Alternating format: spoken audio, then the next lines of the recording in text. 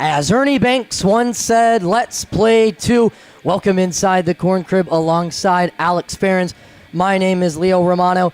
We're excited to bring game two of a KC doubleheader your way between the Bobcats and the Prairie Flamingos. The Blue Caps trailed 3-0 in game one, ended up rallying for 4 in the sixth, and held on for a much-needed win to improve to 8-11 as the ground sloths fell to 8-9-1 and 5 games back of the defending champions, the Bobcats. Bobcats have come out of the gate extremely hot to start the summer, sit in a comfortable first place. No other team in the KCL even has a winning record, Leo. But the Flamingos might feel a little bit hard done by. 6-11-1. The Blue Caps improved to 8-11 today. Blue Caps negative 41 run differential. The Flamingos minus 10. That's not great either. But to sit that far behind a team with a 30-run differential worse than you, got to feel a little bit like you're on the wrong side of the coin. Right, and you mentioned the 6-11-1 start. If it weren't for the late pitching woes from the bullpen, this team could have double-digit wins already. They've blown 4 or 5 games late into the innings.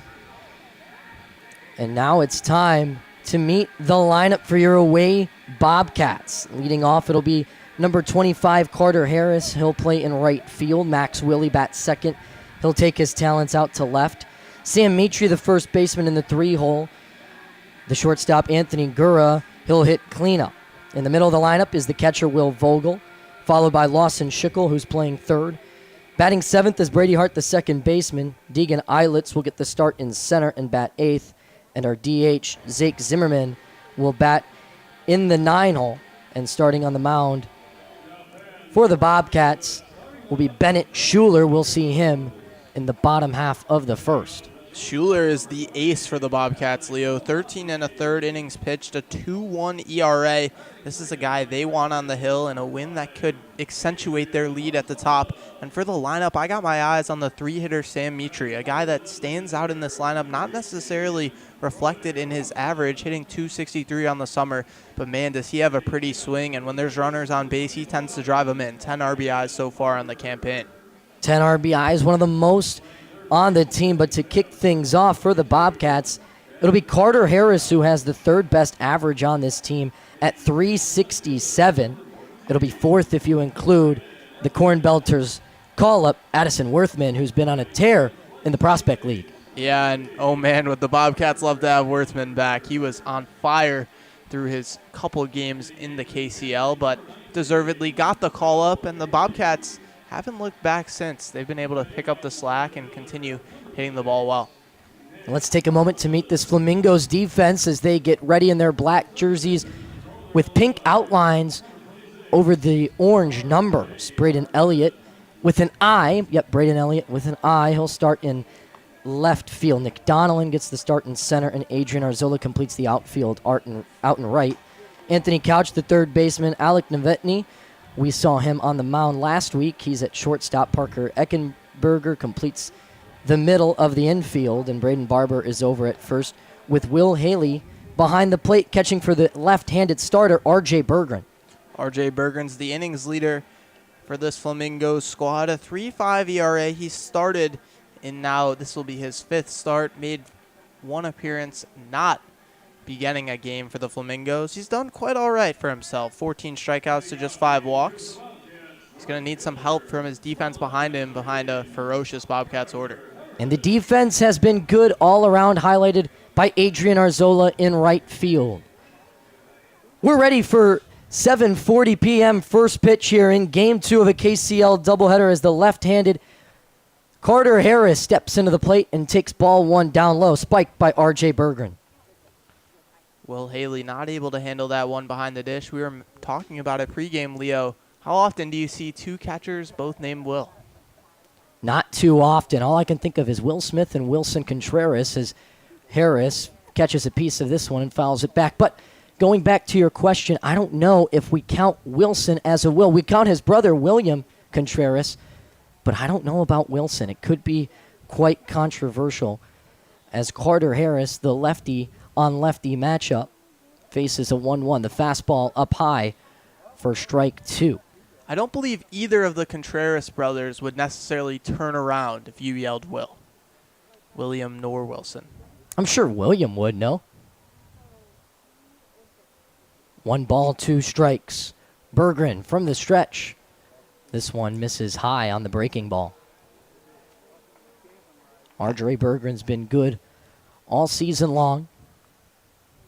Has seen plenty of starts so far this season.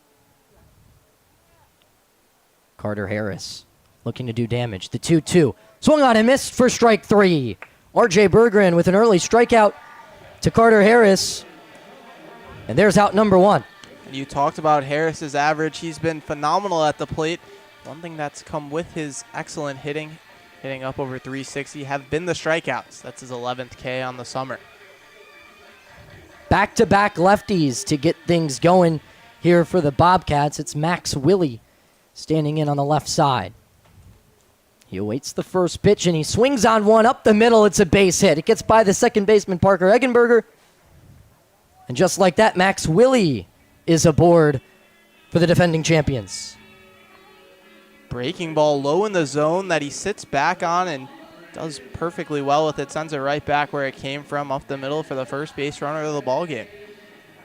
Now we get to see Sam Mitri for the first time today out of Parkland Community College and Ottawa, Illinois. He's batting only .263 this summer across 38 at-bats and 46 plate appearances. Here's his 47th.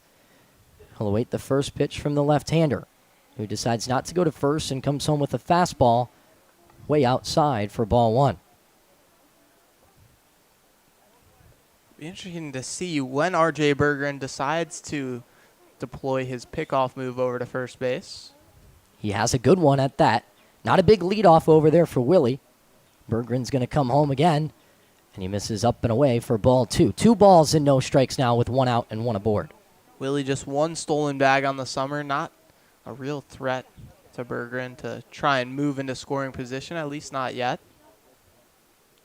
Sam Mitri, one of 6 players on this team with double-digit hits this year. This one is spiked by R.J. Berggren. 3-0. Hitter-friendly count here.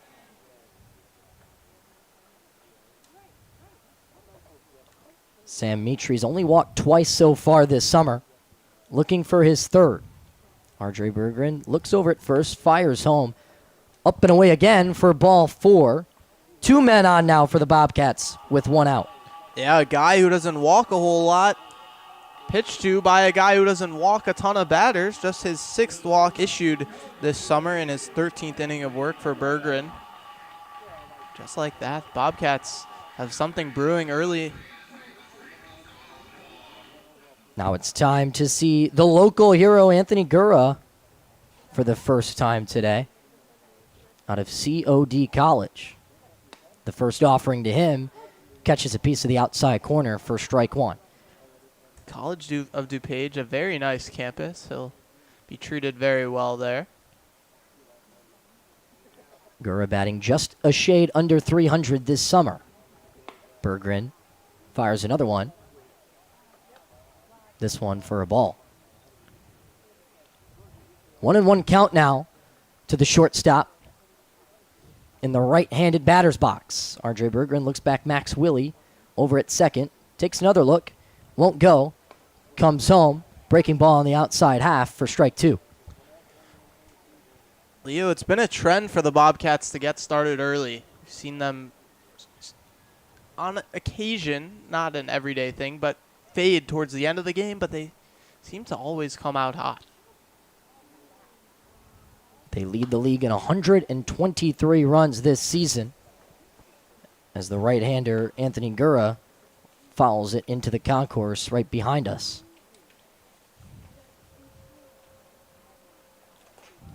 Anthony Gura this season, we mentioned his .292 average, but his on-base percentage is up to .528. Credit to his eye. He's walked a few times and has been hit by a pitch. Runner goes from first to second. He'll have to retreat as this pop fly is caught by Nick Donnellan in center. Max Willies safely gets back into second. You almost want to credit Max Willie with 2 stolen bases on that play. Leo, he stole third. Then when the ball went real high in the air out to center field, he had to steal second from third. Able to get back in safely. He made it all the way to third. Wow. I didn't catch that part. Slid into third and then slid back into second. Now here's what everybody's been talking about. Will Haley is behind home plate, and Will Vogel, the catcher for the Bobcats, is standing on the right side. The first offering from Berggren is fouled off and bounces back toward the pitcher. Will Vogel this season only averaging .233, but does have 2 home runs and 6 RBIs to his name. You could describe a pitcher-hitter matchup, hitter-catcher, battle of wills. Not typically what you mean by Will Vogel, Will Haley. See which one has the willpower in this at-bat. The 0-1 from R.J. Berggren. Cut through and fouled off for strike 2. No balls, 2 strikes now with 2 outs here in the top of the first. Max Willie's the runner on second after his single. Sam Mitri on first after getting walked just a moment ago. Anthony Gura flew out for out number 2. Carter Harris led off the inning with a strikeout. The 0-2 just misses low for ball 1. That one looked good. Great spot on the heater. Bottom right half of the zone. Will Vogel with 2 on, searching for just his 8th hit of the summer season. The lefty from the stretch comes home. A nice breaking ball on the outer half, but it's just a hair low. In the basement for ball 2. You may not like the call from Mike Wise calling balls and strikes tonight, but at least he's consistent. Same spot as the pitch before. That's right. The 2-2. High and inside for ball 3. You mentioned Mike Wise calling balls and strikes. Jeff Mazingo out there as the infield judge, standing in between the hitter and the shortstop right now. Full count to Will Vogel with 2 on and 2 out in the top of the first. Berggren comes home with the payoff pitch. It's a swing and a miss for strike 3 as Will Haley catches it behind home plate for the 3rd out of the top half of the first. And it's R.J. Berggren's 2nd strikeout already. When we return, Alec Novotny will lead things off for the Prairie Flamingos, followed by Adrian Arzola and Roy Roseman, and we'll meet the rest of the lineup when we come back.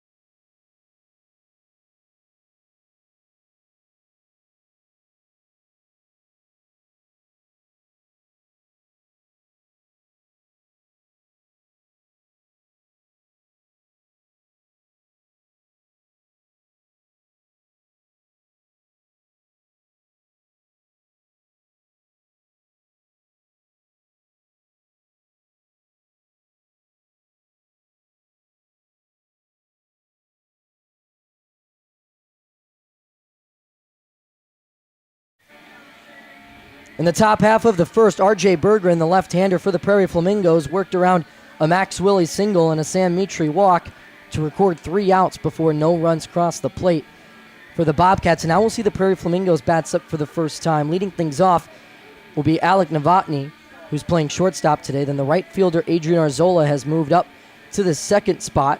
In the 3-hole is Roy Roseman, batting DH today. The cleanup hitter is Braden Barber, who leads this team with 2 home runs. He'll play first base. Anthony Couch in the 5-hole playing third. Braden Elliott is out in left, batting 6th. Eggenberger is playing second base, batting 7th. Behind home plate and catching is Will Haley, batting 8th. And Nick Donnellan, the center fielder, will round things out. Now let's meet the defense Bobcats ace Bennett Schuler's on the hill tonight. Max Willie, Deegan Eilitz, and Carter Harris. The outfield, left to right, the infield, Schickel, Gura, Hart, and Mitri. Last out of the top half of the first inning, Will Vogel squats behind the plate tonight. Designated hitter Jake Zimmerman watches on from the Bobcat away dugout. And the right-handed Alec Novotny will lead things off out of Valparaiso University. The Bobcats wearing their orange with green numbering. And Schuler comes home with a first pitch ball on the outside corner. Bobcats in the away third base dugout here at the Corn Crib, but the home team tonight... No, excuse me. Fans have slowly started to pile in as Bennett Schuler, the right-hander, misses inside again. You speak of Bennett Schuler's prowess on the mound. Alec Novotny is no stranger to pitching, too. He has 9 innings so far this season across 4 games and boasts a .78 ERA. And he'll hit this one in between the 5-6 hole for a base hit to lead things off for the Prairie Flamingos. One aboard with nobody out. Alec Novotny, do your thing, buddy. Nearly a fantastic play from Anthony Guras diving into the hole. Leo, I was ready to anoint the Bobcats as the home team because I was so impressed by their home record, 8-1. When they're away, they're just 5-3. It's not too much of a difference. All 4 KCL teams play in the same ballpark, but the opportunity to bat last goes to the Flamingos tonight. The small defensive demon left-hander, Adrian Arzola, now steps into the box. The first one to him is a fastball low and away for ball 1. Adrian Arzola this season, 10 RBIs, 10 runs. And should he get on base, Alex, he's pretty quick. He's got 7 stolen bases, which leads the way. As he cuts through this fastball for strike 1. 1-1 count now to Arzola with 1 on after the Novotny leadoff single.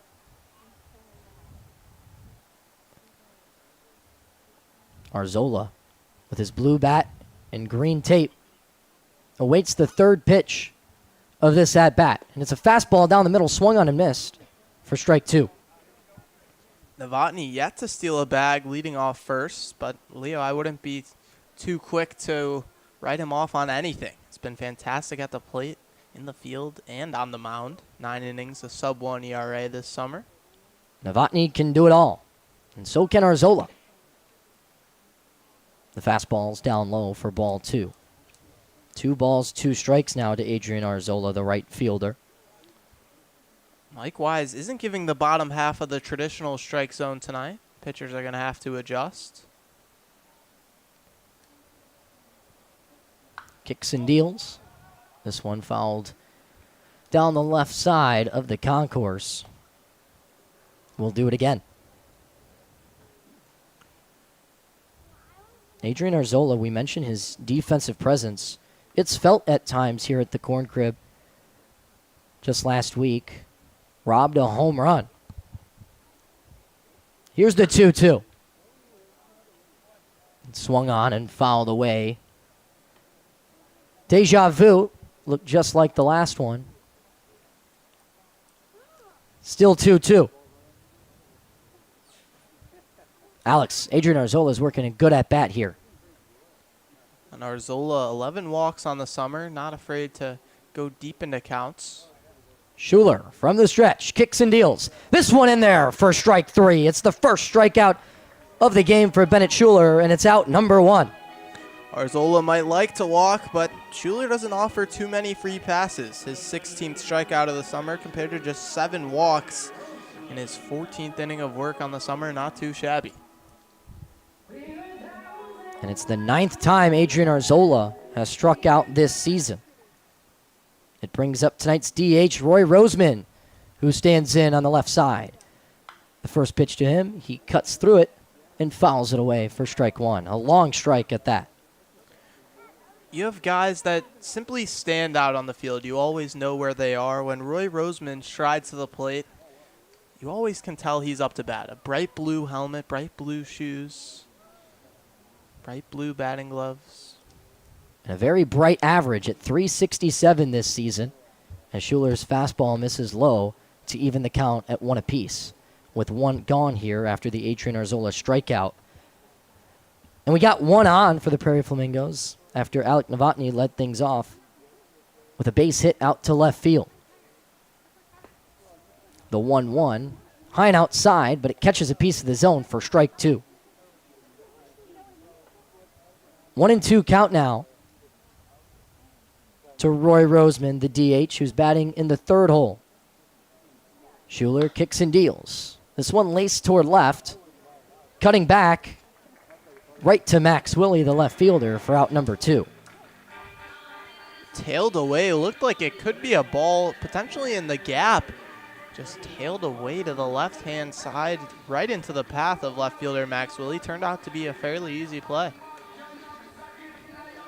And after the leadoff single by Alec Novotny, back-to-back outs recorded for Bennett Schuler and the Bobcats. And it brings up Braden Barber, who cuts through the first pitch for strike one. Will Vogel threatened to go down to Sam Mitri to backpick Alec Novotny, but Novotny got back in plenty of time. Vogel decided to hold on to it. Here's the second offering to him. This one just gets by the catcher, Will Vogel, as it's just a little bit low, but not far enough to where Novotny took off for second, so he'll stay put for the 1-1 count with two gone in the bottom of the first. Prairie Flamingos trying to draw first blood. Schuler turns his head to look back at first. He'll kick and fire toward home. This time they're going to backpick him, but Vogel's throw down to Mitri is not in time. So Alec Novotny gets in safely. Ironically, I don't believe a Flamingo would draw first blood against a Bobcat out in the wild. Probably not. The 2-1 is a breaking ball that misses the zone for ball three. Quite frankly, it's been rare that that's been the case in the KCL as well. 5-1 are the Bobcats in 6 meetings between these two sides. The lone exception, a 12-2 Flamingos victory.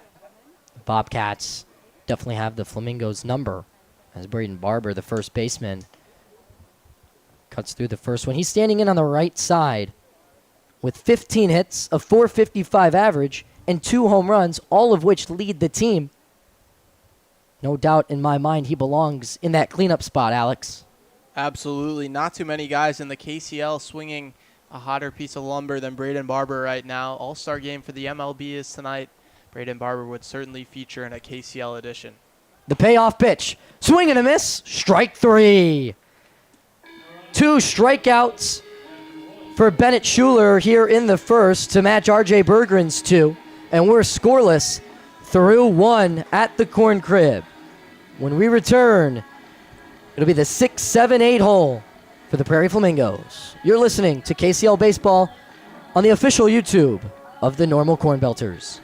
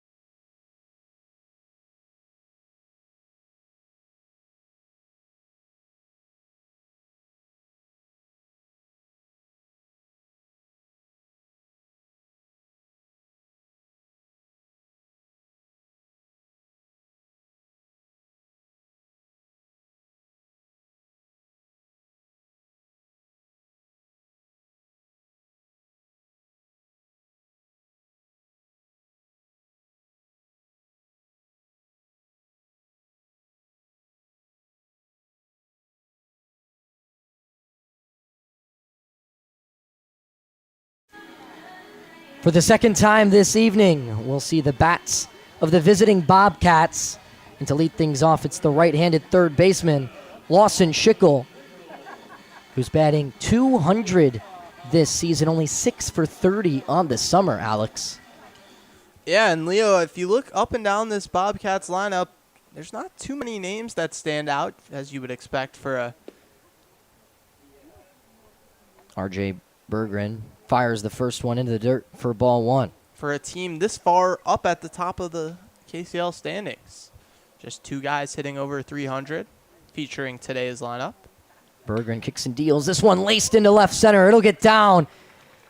And the center fielder, Nick Donnellan, is out there, and he'll fire the ball into second base to limit Lawson Schickel to just one. Now, there's a couple guys who stand out that aren't featured tonight. Kyler Lapp, Addison Worthman, we already talked about, Caleb Hackman. Guys you typically see towards the top of this lineup, Braden Main. So there's noticeable absentees in the Bobcats order, but yet they still seem to find the clutch hit no matter who's out there. Lawson Schickel did just that. Brady Hart now steps in on the right side, looking for another hit for the Bobcats this season, as the first offering to him is low and away for ball one. 1 ball, no strikes, and 1 on after the Lawson Schickel leadoff single. Berggren fires home, and it's a ball on the outside corner. 2-0. Still yet to see any sort of pickoff attempt. We saw the back pick in the bottom of the first, but the Flamingos yet to show their hand. R.J. Berggren kicks and deals. The fastball in there for a strike. 2-1. Already 2 strikeouts on the evening for the left-hander, R.J. Berggren. Searching for his third, but down 2-1. He'll come home with the 2-1, spikes it into the dirt. Good stop by Will Haley behind home plate. And both Wills, who are squatting tonight, are getting down and dirty early. Keeping these baseballs in front of them. No stolen bases yet. Here's the 3-1. Swung on and fouled off to the third base coach. Leo, a nice feature that's grown into the corn crib. The stalks out in right center field, planted at the beginning of the summer. Now finally we're starting to see corn out there. I'm sure each of these KCL hitters would love to give them some company with the ball put out of the yard.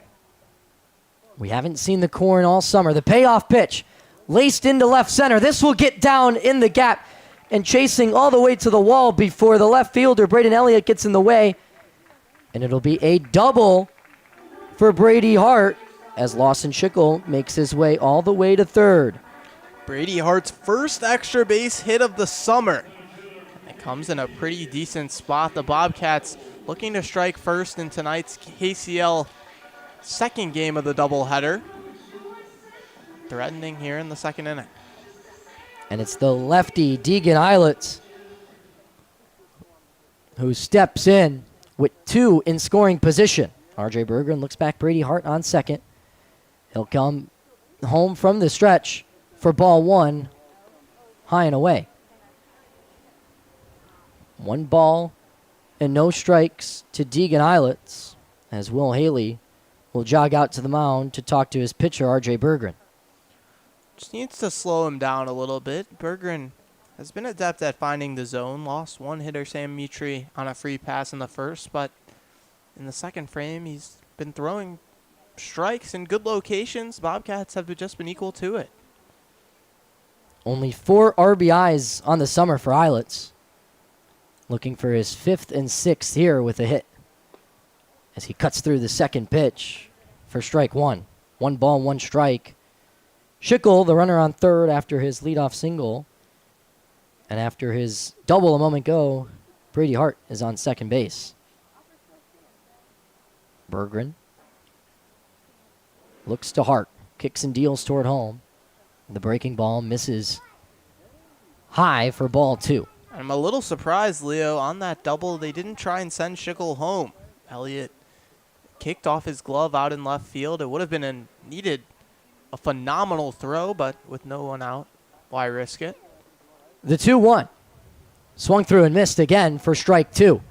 R.J. Berggren, after going down 2-0, evens the count at 2 apiece. Slowed it way down, had Eilitz well out in front of that. Will Haley with a good meeting with his pitcher just a moment ago. 2 balls, 2 strikes. Here's the pitch. And it's a fastball way outside for ball 3. Full count now. Schickel, the runner at third, and the third baseman, Anthony Couch, waving away Nats. Couch using both his hands, including his glove hand. A muggy day out on the field.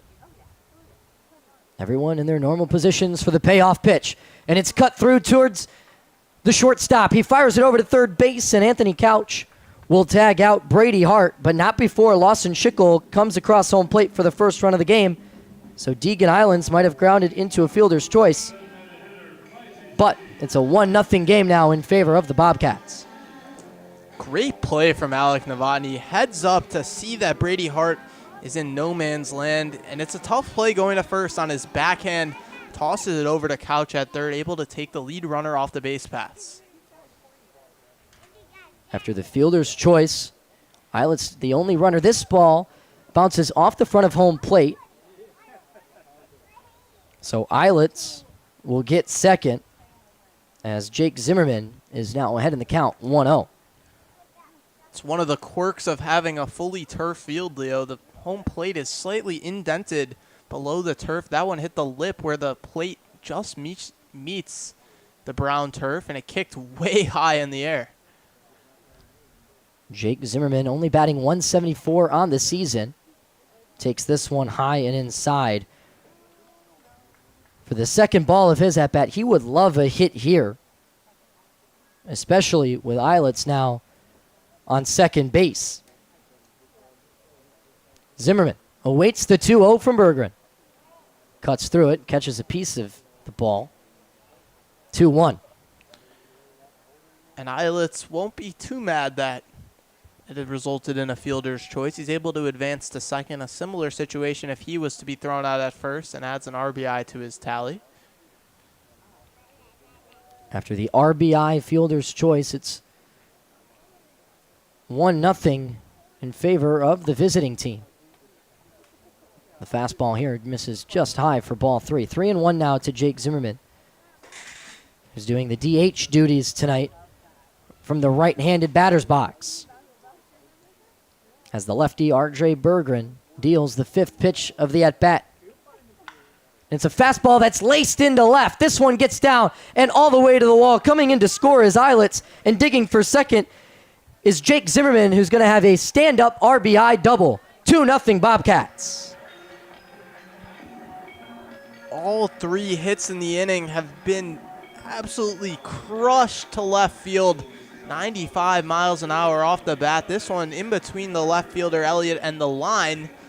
The 2 before were in the gap, and my goodness, they're figuring out R.J. Berggren right now. They sure are. As the Bobcats now return back to the top of the order in the left-hander, Carter Harris. Another lefty-on-lefty matchup for R.J. Berggren. He won this one last time by striking him out. This time Carter Harris gets a piece of the first pitch fastball for strike 1. No balls and 1 strike with 1 away and a runner on second after the Jake Zimmerman RBI double. Deegan Islets a moment before that had an RBI fielder's choice. That scored Lawson Schickel. The 0-1, Harris thought about it, decided to hold up on a pitch on the outside. 1-1 count. Bobcats with the 2-0 lead here in the top of the second. Berggren looks back Zimmerman at second. Not once, but twice, and then comes home with a breaking ball that just doesn't have enough movement on it for ball 2.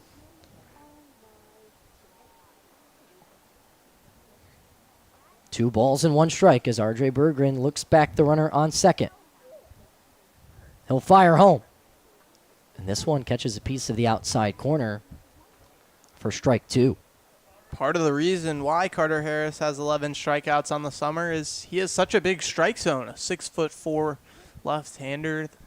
The zone is certainly expanded when a guy that tall strides into the box. One of the taller hitters on this team. He's doing well for himself, but he'll strike out there. And it'll be Berggren's 3rd strikeout of the evening. The second out of this one. Yeah, and Harris can't blame the zone on that one. Completely fooled on a changeup that never quite dipped. Well above the zone. Fandon missed for his second K of the evening. After the strikeout to Carter Harris, the left-handed left fielder Max Willie steps in. He had the first hit of the game for the Bobcats. He'll watch the first offering from Berggren sail high and outside for ball one at 78 miles an hour.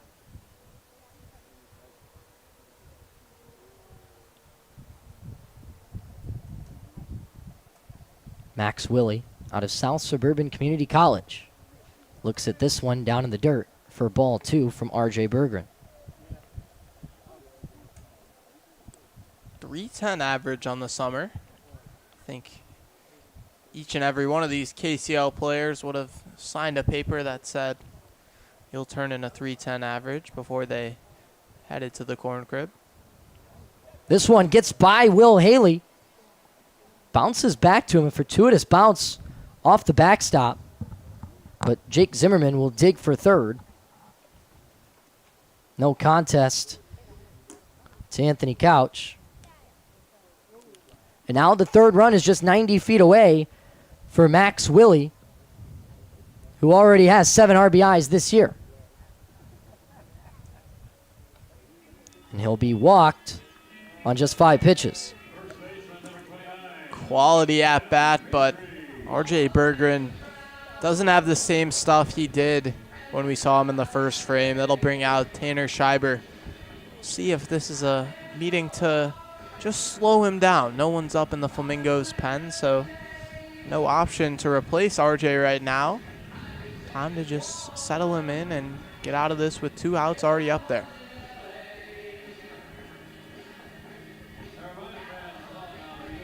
He'll be set to face Sam Mitri for the second time tonight. He walked Sam Mitri the first time around on just 6 pitches. Mitri hasn't had the summer, though, that he would like, only batting .263 coming into this one. Only 10 hits, 8 of them being singles, 1 a double. And he has the 1 home run from just a few weeks ago. Looking to make it 2 with runners on the corners in a 2-0 ball game here in the top of the second. With 2 gone, R.J. Berggren comes home, and the first pitch breaking ball is high and away for ball 1. If you're R.J. Berggren, this is a big batter you're facing here in Sam Mitri.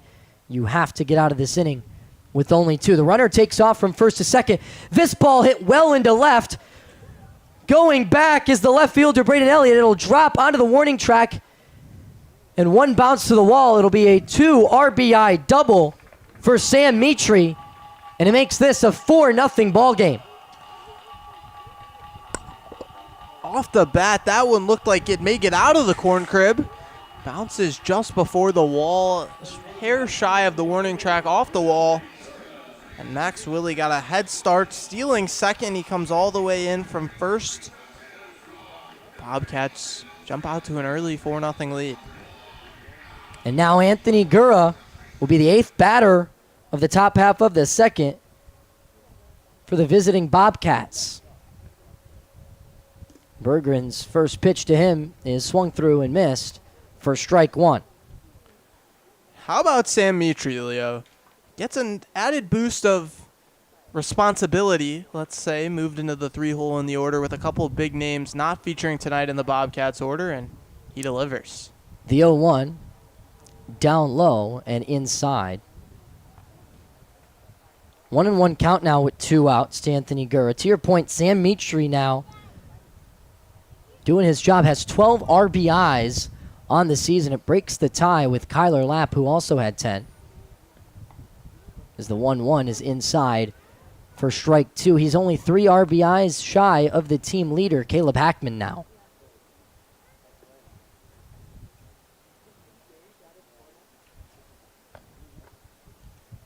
And Anthony Gura has had himself a good summer. He flew out back in the top half of the first. Here's the 1-2, and it's fouled back. We'll do it again. A couple of guys in the KCL, you look at the swing, and it's projectable. You can tell that a ball in their wheelhouse is going to be dealt with. Caleb Hackman, one of those guys, a very smooth swing. It's a shame we don't get to see him play tonight. Berggren looks back the runner on second and fires home.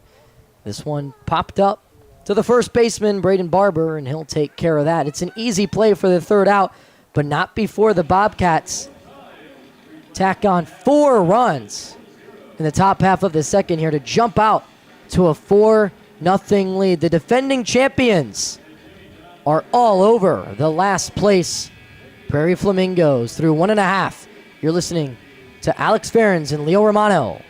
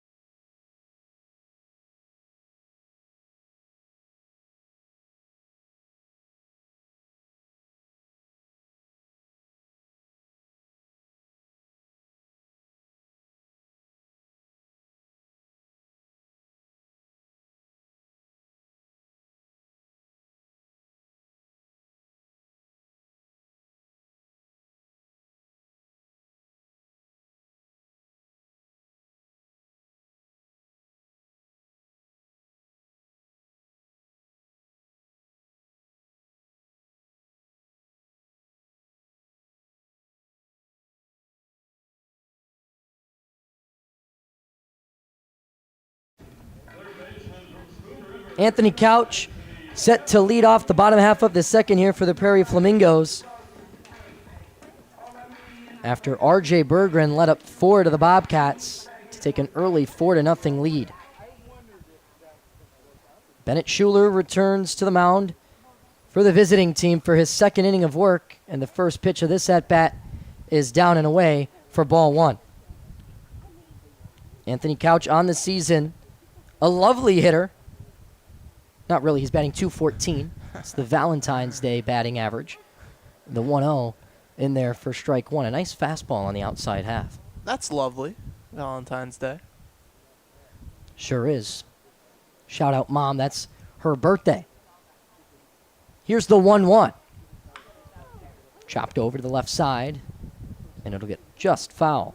Lawson Schickel, though, made a nice backhanded play in foul territory. 1-2. Leo, there's not too many better feelings than as a pitcher, you go into the dugout in a tie game, you held them scoreless, and you come back out with a 4-run advantage. Bennett Schuler got the help from his offense, needs to reward it in the field. The 1-2.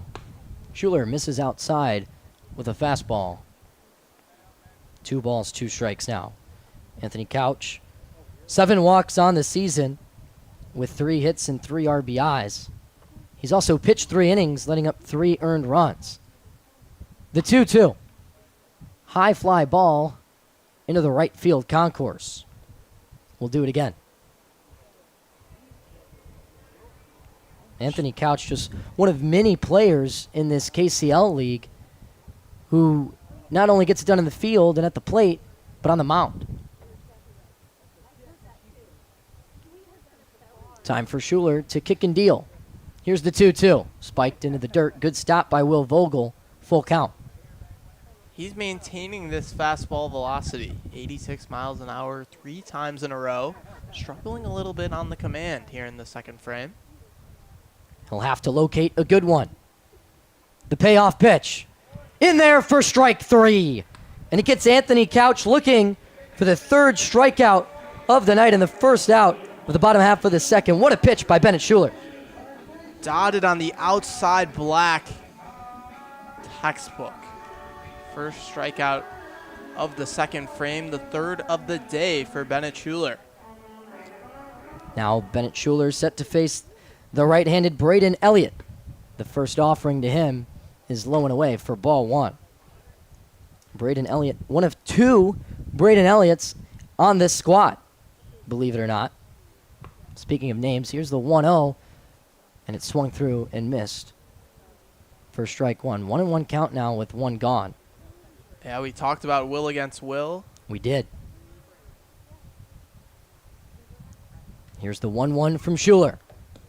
Into the dirt for ball two. 2 balls and 1 strike to Elliott. Elliott only 6 for 33 this summer. Good enough for a 182 average. He'd like to change that around. The 2-1. Again low for ball 3. To ease some confusion, though, for at least the broadcasters and our PA guy, Tommy, I'm not sure how many others were confused about the 2 Braden Elliott's, but Braden Elliott with an I has gone back to play for Illinois Wesleyan already. The 3-1 from Schuler. Chopped to the left side and foul. We'll do it again, but this time with a full count. And this Braden Elliott, he's been fantastic in the field. A .944 fielding percentage. Only 1 error on the season from the outfield. This is 41st plate appearance of the summer, which is good enough for 6th on the Prairie Flamingos. The payoff pitch, high and inside for ball 4. Take your base, Braden Elliott. 1 on with 1 out for the Prairie Flamingos. Chipping into this Bobcats lead is not going to be easy, but it starts with exactly that, base runners. To get to Bennett Schuler, which, quite frankly, hasn't been done very much this summer. Pass the baton to the next guy, keep the inning going. And the next guy is the second baseman and right-handed Parker Eggenberger. He'll watch the first one sail low for ball 1. To your point, though, Bennett Schuler's velocity still up there in the mid to high 80s. He'll look back the runner, Elliott on first, and then come home. And a similar spot to his first offering for ball 2. 2 balls and no strikes now with 1 away after Schuler got Anthony Couch down on strikes. Now Will Vogel will take a moment to talk to his pitcher. After the walk starts the next batter, 2-0. Time to just go out there, settle Schuler down a little bit. We saw Will Haley do the same to R.J. Bergeron in the top half of the frame. To limited success, to be fair, but Bobcats hoping for a little bit better fortune. Bennett Schuler with the 2-0. That one in there on the bottom half of the zone for strike 1. Good pitch out of Bennett Schuler to get things started for him in this at-bat. 2-1 count now to Eggenberger. No look to first and a swing and a miss for strike 2. Now, Leo, the Prospect League recent directive instructed us not to criticize umpires.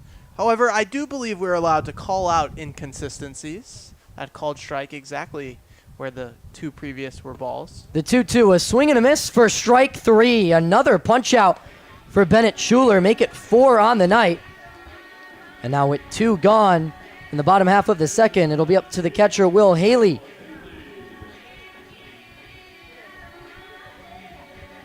Haley making just his 2nd start of the summer.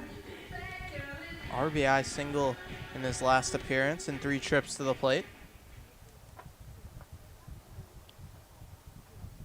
The first pitch to Will Haley is a fastball swung on up the middle. It's a base hit. It'll get down in front of the center fielder, Deegan Eilitz. Over to second is Braden Elliott, and it's a 2-out single for the catcher, Will Haley. Great piece of hitting. A fastball right down Broadway, quite frankly. Middle. But he makes no mistake with it. Drives it right back up the middle, a line drive into center field. And finally, for the first time tonight, it's the center fielder and right-handed Nick Donnellan who steps in for the Prairie Flamingos, down 4-0 with 2 gone in the bottom of the second. This one gets away from Will Vogel. Now, Braden Elliott's over at third. Will Haley's on second. We got 2 in scoring position for the Prairie Flamingos. Donnellan's a curious case study, Leo, hitting .265 so far in the summer, 7 RBIs and a pair of home runs, but 16 strikeouts on his ledger leads the Prairie Flamingos. An all-or-nothing guy looking for his 8th and 9th RBIs, potentially his 10th should he hit one out. Here's the 1-0. It's high and inside for ball 2. Almost catches a piece of that knob, but Nick Donnellan pulls it away. There's a base open. You don't have to throw Donnellan a strike, but the ever-dangerous Alec Novotny waits on deck. Novotny already singled back in the bottom of the first. The 2-0 down low for ball 3. Quickly behind 3-0 is Schuler. You called it all or nothing, Leo. You don't want to give him a pitch where it could be all. The 3-0 low and inside for ball 4. Bennett Schuler decides not to give Nick Donnellan anything to hit with 2 in scoring position after the wild pitch.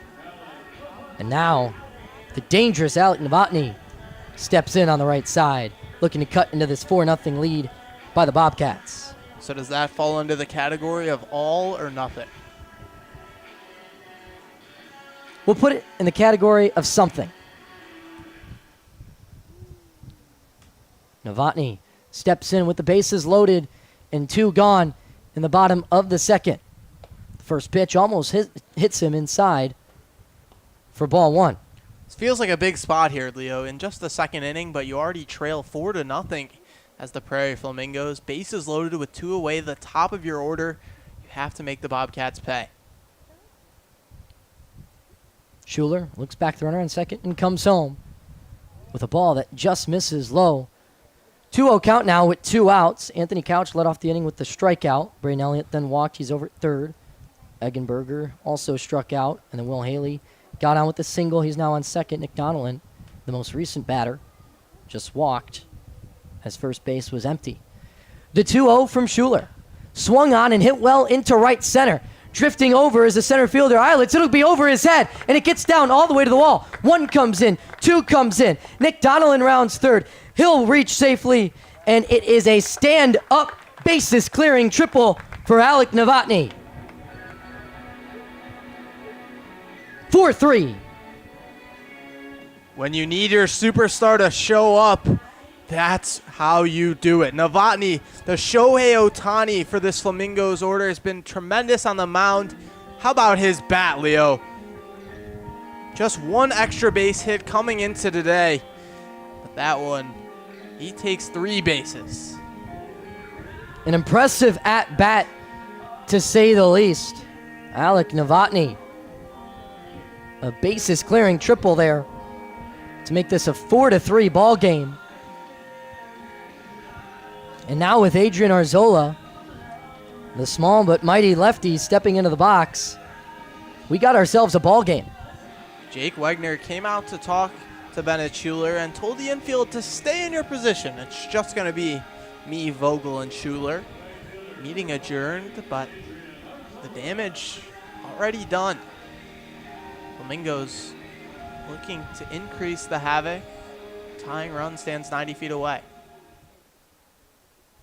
Arzola was a victim to the strikeout his first time up. The first pitch to him misses inside for ball 1. Going back to that Alec Novotny triple, what a beautiful swing. Carried over the head of the center fielder into right center and got down. As the second offering to Adrian Arzola catches a piece of the zone for strike 1. Tough to tell if Deegan Eilitz would like that one back. Seemed to get a good jump and was in the vicinity. The 1-1. Fastball misses low and inside for ball 2. 2 balls and 1 strike with 2 outs. Alec Novotny is the runner on third, just 90 feet away from tying this one up at 4 in the bottom of the second. Arzola only batting .259 this year, faces a 2-1 count. Schuler deals, and it's broken up by Adrian Arzola for strike 2. 2s are wild now. Struck out for the 9th time this summer back in the first. Looking to avoid being the second player to strike out twice in the ball game after Carter Harris, the leadoff man for the Bobcats, did it in the top half of the frame. The lefty awaits the 2-2. This one gets away. Novotny's going to come in, and he'll score standing. It's 4-4 here at the Corn Crib. Doubleheader where you're going to get your money's worth, Leo. The first game was incredibly exciting as well, with the Blue Caps rallying to come back and win. And now this one seems to be living up to the hype. 4-4 in just the second inning. After a scoreless first, both teams put up the same crooked numbers so far in the second, and Adrian Arzola will take the payoff pitch high and away for ball 4.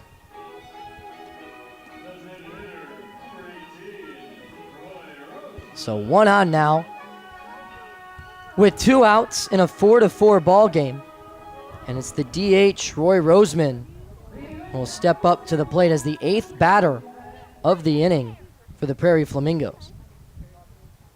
Arzola, the runner on first, with the team leading 7 stolen bases this season. He'll take off on the first pitch, and Will Vogel will not be able to haul in the fastball from Bennett Schuler. So Adrian Arzola will have second base. Now the go-ahead run, Alex, is just 180 feet away and in scoring position. Arzola, not a great jump on that, to be frank. Vogel, if he's able to field that cleanly, probably has a pretty good shot to throw him out.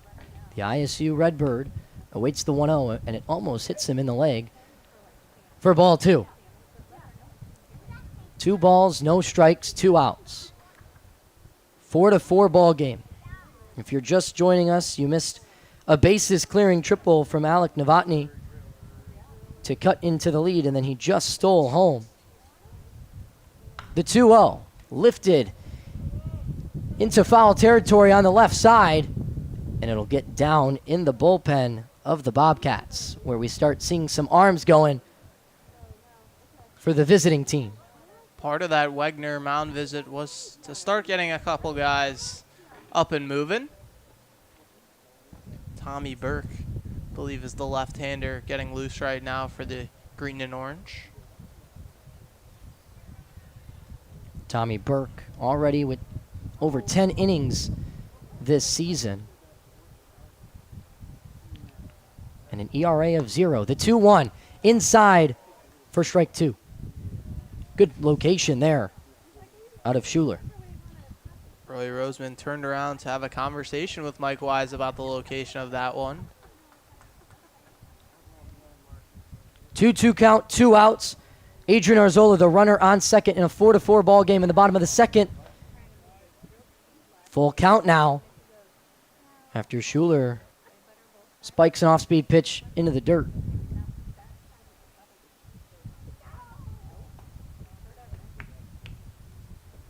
Here's the payoff pitch to Roseman.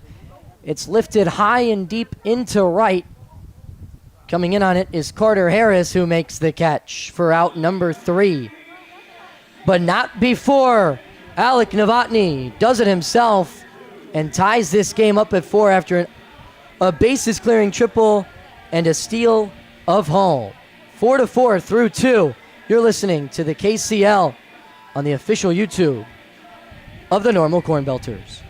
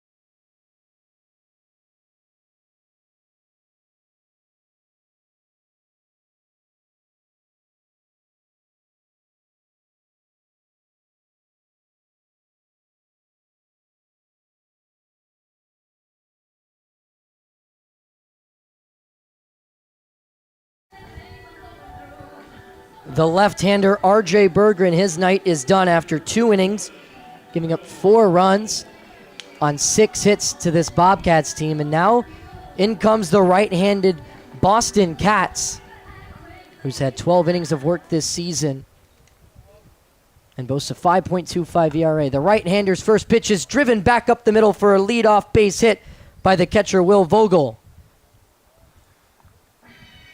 Yeah, Leo, the wheels fell off on Berggren in the second inning, and doesn't necessarily look like the mechanics did too good of a job. Will Vogel makes quick work in his first time facing Boston Cats, and now Lawson Schickel will step up.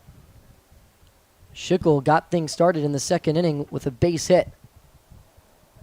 But before the first offering is thrown to him, Will Haley will come out and talk to Boston Cats for a moment. Get the sign set with a new pitcher.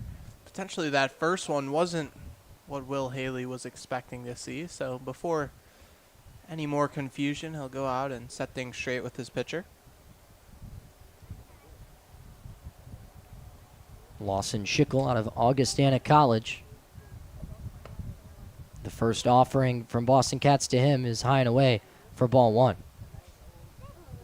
Alex, you'll notice Boston Cats and his pitching stance is a little bit unique. He really closes himself off. Looks like he's about to throw it down to third as he comes home with ball 2 high and away. It's a closed stance. It reminds me, I believe we talked about this earlier in the year, of a little bit of Johnny Cueto, where he would go high leg kick, turn the back to the batter. And there's that leg kick as he deals home for strike 1. It's not quite that negative to the hitter, but a similar feel where the hitter doesn't see the ball till a little bit later. Will Vogel, the runner on first after a leadoff single. He takes off. This is a base up the middle. Easy enough for Alec Novotny, and he'll fire it to Braden Barber in time. But he won't be able to turn the double play as Will Vogel was all over the hit and run. And that's part of it, because with that closed stance, it's very easy for the runner on first, to advance. Able to get a good jump because it's very clear when he's picking off and when he's going home. So Lawson Schickel does his job. Now the first offering to Brady Hart bounces away. He's going to try for home, and he will get there in time. Wow, Will Vogel steals 2 bases on the first pitch to Brady Hart. That gets away from Will Haley. And it's a 5-4 game now in favor of the Bobcats. A play that hasn't happened all summer has happened twice tonight in the first 2.5 innings. A pitch that bounces off the very front of the plate where the plate meets the infield turf and kicks way high in the air. The 0-1 is low and away to Brady Hart. Brady Hart doubled his last time up, and then on a ground ball to the left side, tried to get over to third, but was thrown out by Novotny. And the next offering to him misses again for ball 3, so it's a hitter-friendly count at 3-0 with 1 gone in a brand-new ball game as Will Vogel stole 2 bases to take the 5-4 lead. And Brady Hart now will be walked on 4 straight balls.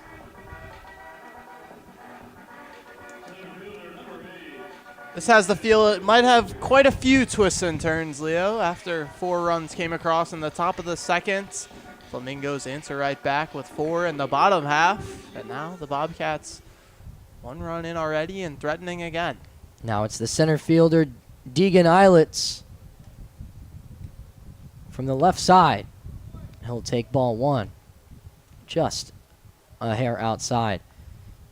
Deegan Eilitz had a good read on the bases clearing triple from Alec Novotny out in center in the bottom half of the second, but couldn't quite make the play. Here's the 0-1. It's on the outside corner. Good enough for strike 1. 1-1 count now to Deegan Eilitz with 1 gone in the top half of the third. And the runner on first is Brady Hart after he walked on just 4 pitches. He'll go now for second. The throw down there is not in time from Will Haley. So Brady Hart will have second base. Meanwhile, Deegan Eilitz with the swing and a miss for strike two. 1-2 count now to the left-handed center fielder. And the funky delivery rears its ugly head yet again. A runner on first can get almost a free pass to second base as Boston Cats is completely closed off, so he has a longer motion to come home. Now he's looking directly at the runner on second, but he'll come home with a fastball that misses way high and well outside. 2-2 count now. A little bit surprised, Leo. That isn't something that was coached out of him at a younger age because of the advantage it gives the runner. It's very interesting indeed. The 2-2 swung on. This is a liner to left field. Braden Elliott's there to make the catch. 2 gone. Didn't get all of that one off the end of the barrel, just 78 miles an hour off the bat, and easy play in the end for the left fielder, Elliott.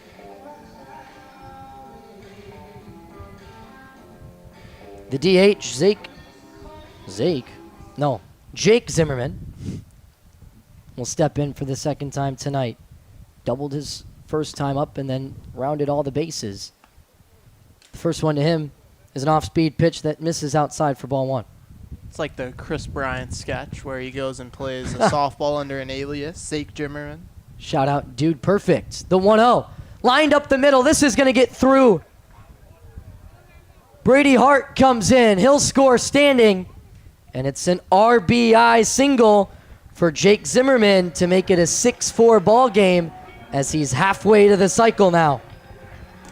Doesn't matter who the Bobcats throw out there. Their top hitters tonight not in the lineup, and yet 6 runs in the first 3 innings and still going. Jake Zimmerman batting last tonight, but my goodness, as he showed up 2 for 2, the latest an RBI single.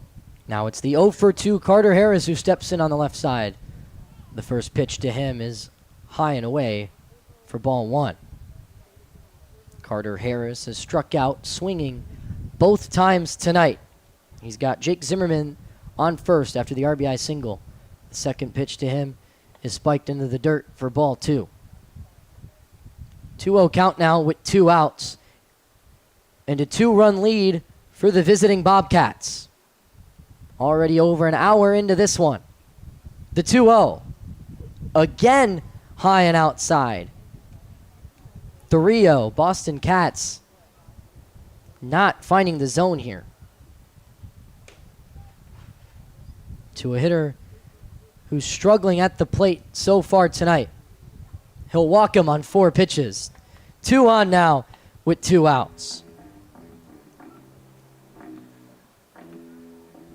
Another mound visit coming for Boston Cats. Will Haley going to the plate.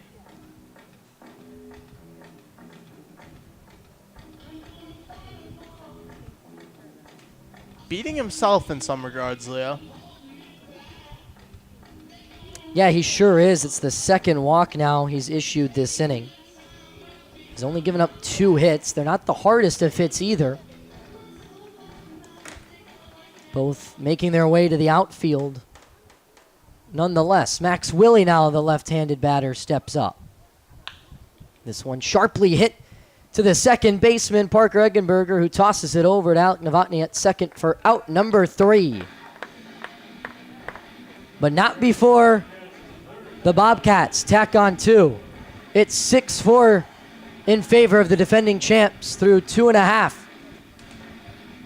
Myself, Leo Romano, and Alex Ferencz will be right back after this.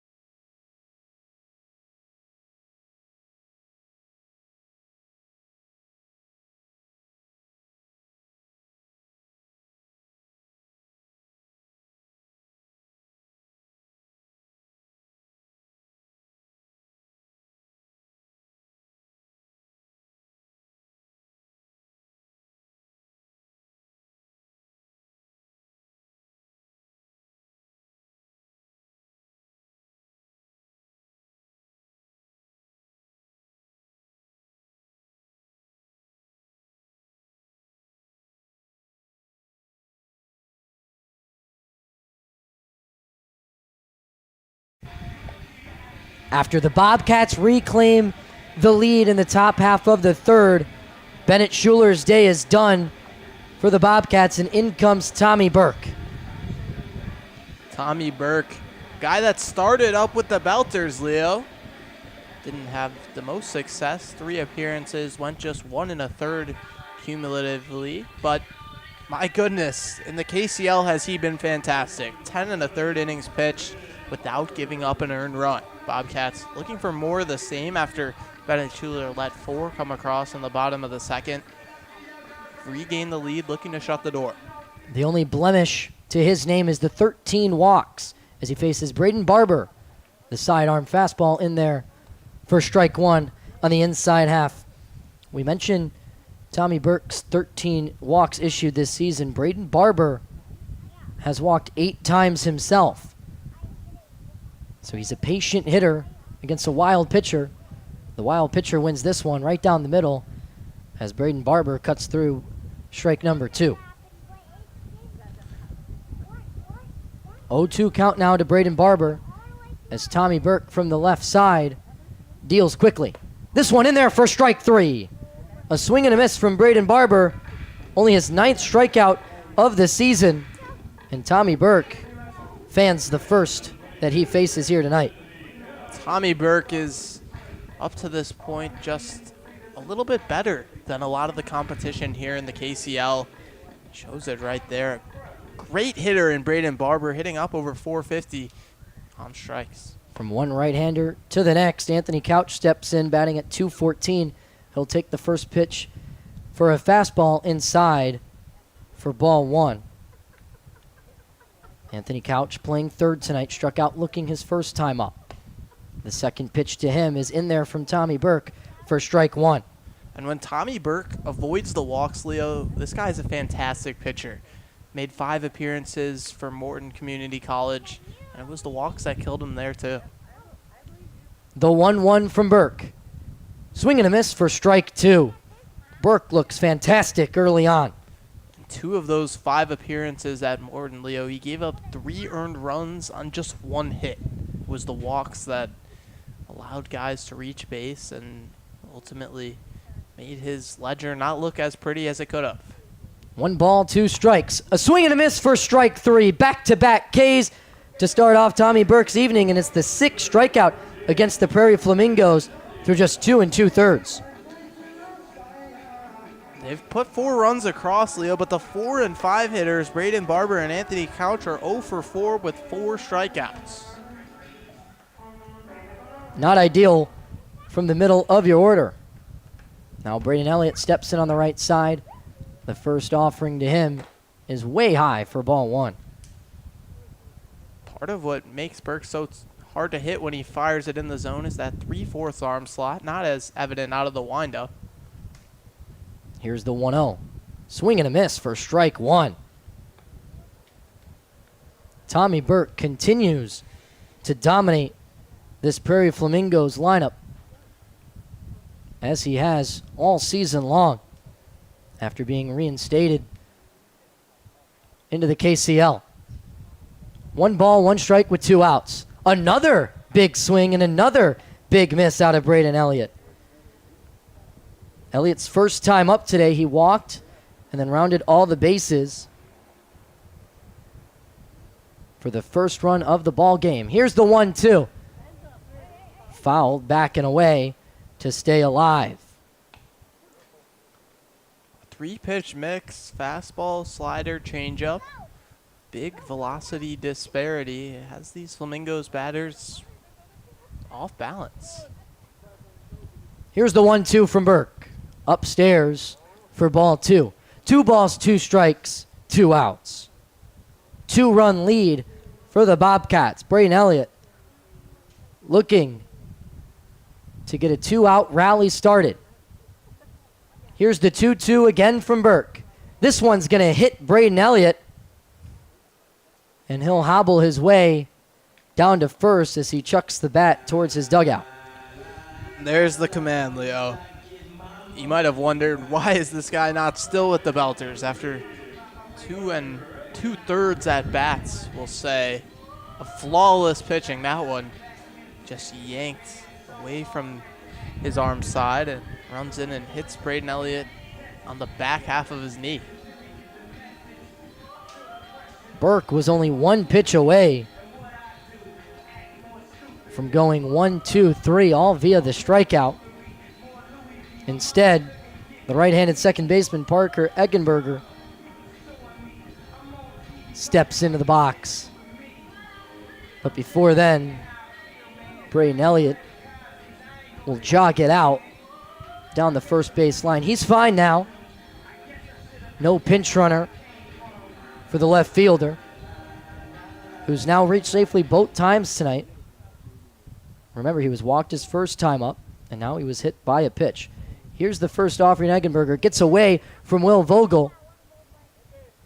And down to second goes Braden Elliott. He'll just jog in there, so we can't tell how much his legs are really bothering him. But they're good enough to take him to second. So now there's a runner in scoring position after Tommy Burke retired both Barber and Couch via the strikeout. Burke looks the runner back, comes home, and it's high and inside for ball 2. 2-0 the count now. Eggenberger just 176 on the season coming into this one. 7 Ks to his name now this season after the strikeout back in the second.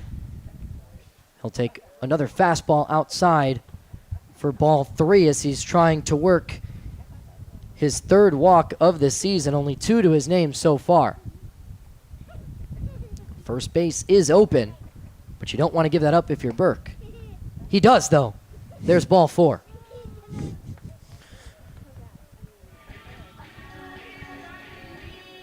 Two men on now after the walk issued to Eggenberg.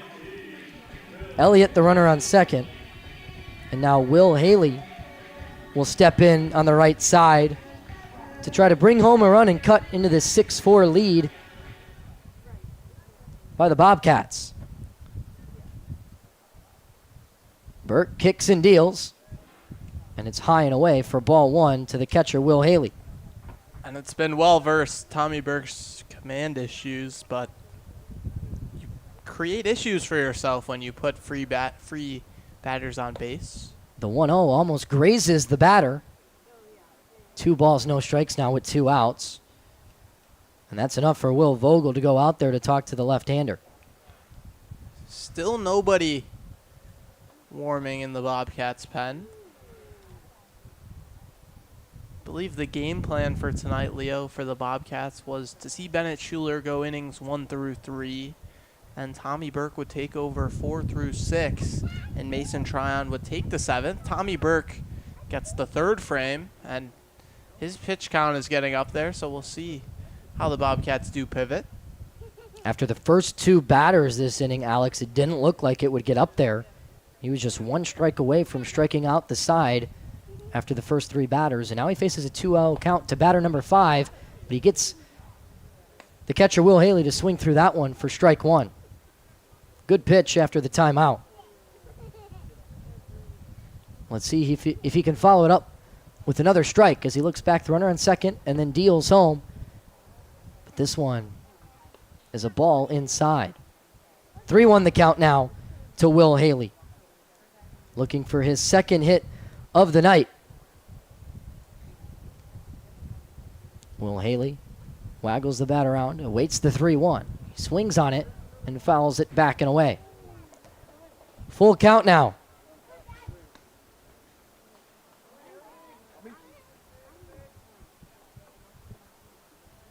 Tommy Burke walked Elliott after striking out Barber and Couch, so he's the runner on second, and Eggenberger, the runner on first.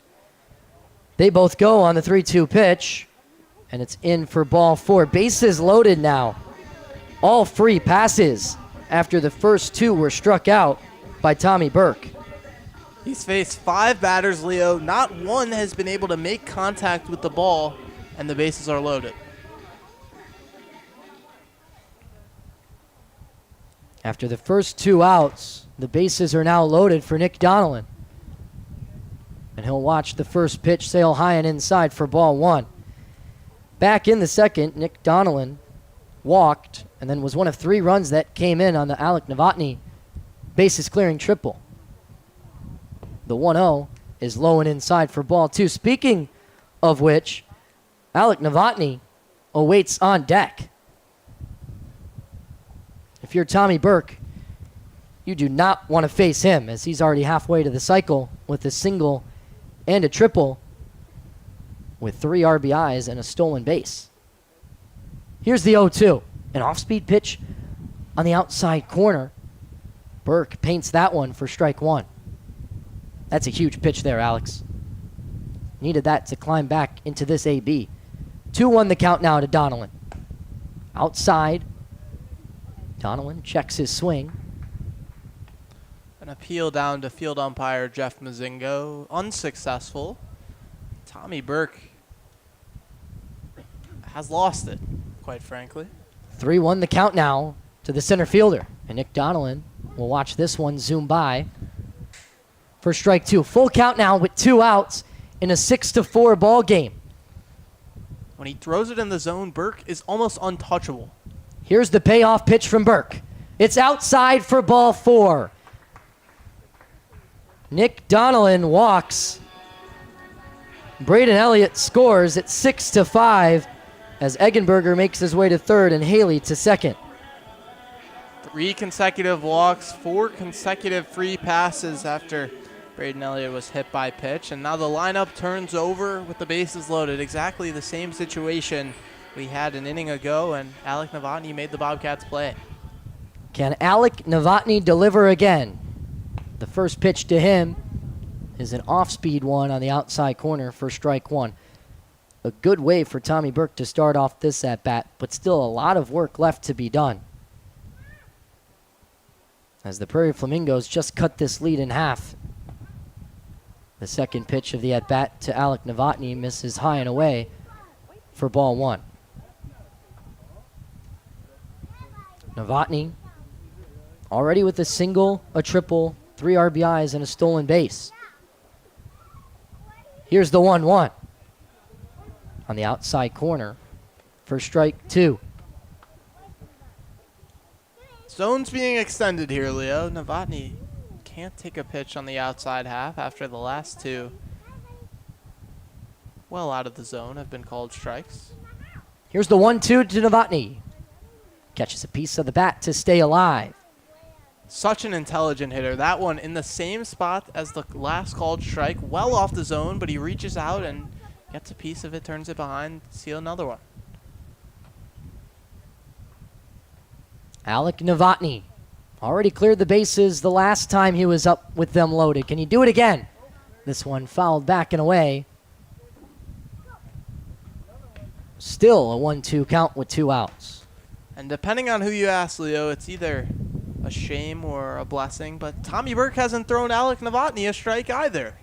He has a 1-2 count on a couple of foul balls and some called strikes. Here's the 1-2. Breaking ball way off the plate for ball 2. 2-2 count now with 2 outs. Bobcats up 6-5, but the Prairie Flamingos are looking to either tie this game up or take the lead with just 1 swing of the bat from Alec Novotny, who already has 2 hits tonight. Here's the 2-2 from Burke. It gets away from Will Vogel. And Parker Eggenberger will score. Another one comes home, and he slides head first. Will Haley is also in there. It's 7-6 in favor of the Prairie Flamingos. Ball hit off Vogel's glove. He knew he had no chance at Eggenberger, so kind of lackadaisically jogged to that one. The pitcher, Burke, covered home but wasn't really ready to field it because he knew they had no chance. So Haley rounded third, saw that everyone was complacent, and decided why not. And he slides in safely. And now Nick Donnellan is 90 feet away, and he'll score as this one gets down into center in front of Deegan Eilitz. Another RBI for Alec Novotny, and he's now 3 for 3 tonight with 2 singles, a triple, and 4 RBIs. It's 8-6 Prairie Flamingos. 4 earned runs against Tommy Burke, Leo. 1 hit. That line drive there from Novotny being the only hit after 3 walks and a hit by pitch. Here's the left-handed Arzola. He'll look at a fastball for strike 1. Wow. And they've flipped this game completely on its head. 8-6. Now the Flamingos lead the Bobcats. Here's the 0-1 from Burke. High for ball 1. Hard to believe that the Flamingos now have 4 runs in the bottom half of the 3rd after Burke struck out Barber and Couch and had Elliott down to his final strike. He'll go over to first now and to Sam Mitri to check in on Alec Novotny. But Alex, he was just 1 pitch away from a 1-2-3 inning. And looked dominant. Very much so. Here's the 1-1. Swung on and hit well. And the second baseman, Brady Hart, stumbles in and makes the catch for out number 3. It's been a long night so far. We're an hour and 22 minutes into this one. And it's 8-6 in favor of the home team, the Prairie Flamingos. We'll be back for top of the 4th action in a moment.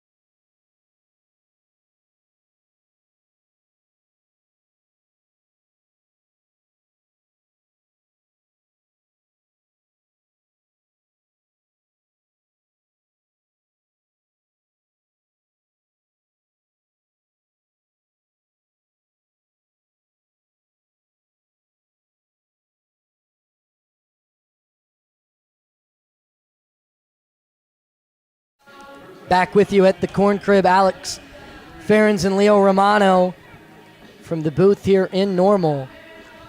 It was 0-0 after 1 inning. It's now 8-6 in favor of the Prairie Flamingos after 3, as Boston Cats' first pitch to Sam Mitri is down low for strike 1.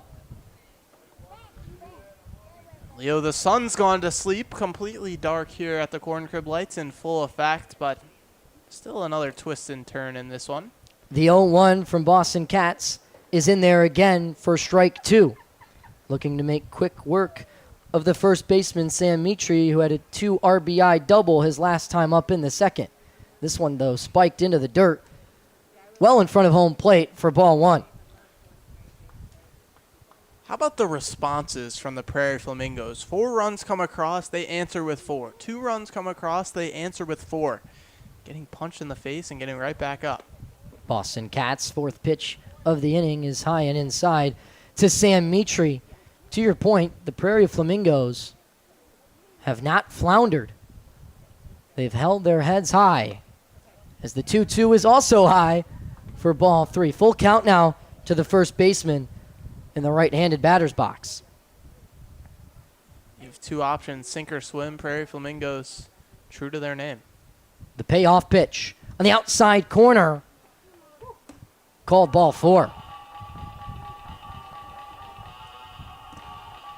It's been a while since we saw Boston Cats, Leo, but don't forget he didn't have all that much success in the 3rd inning. Faced 7 Bobcats hitters, and they put 2 across, stranded 2 runners on base.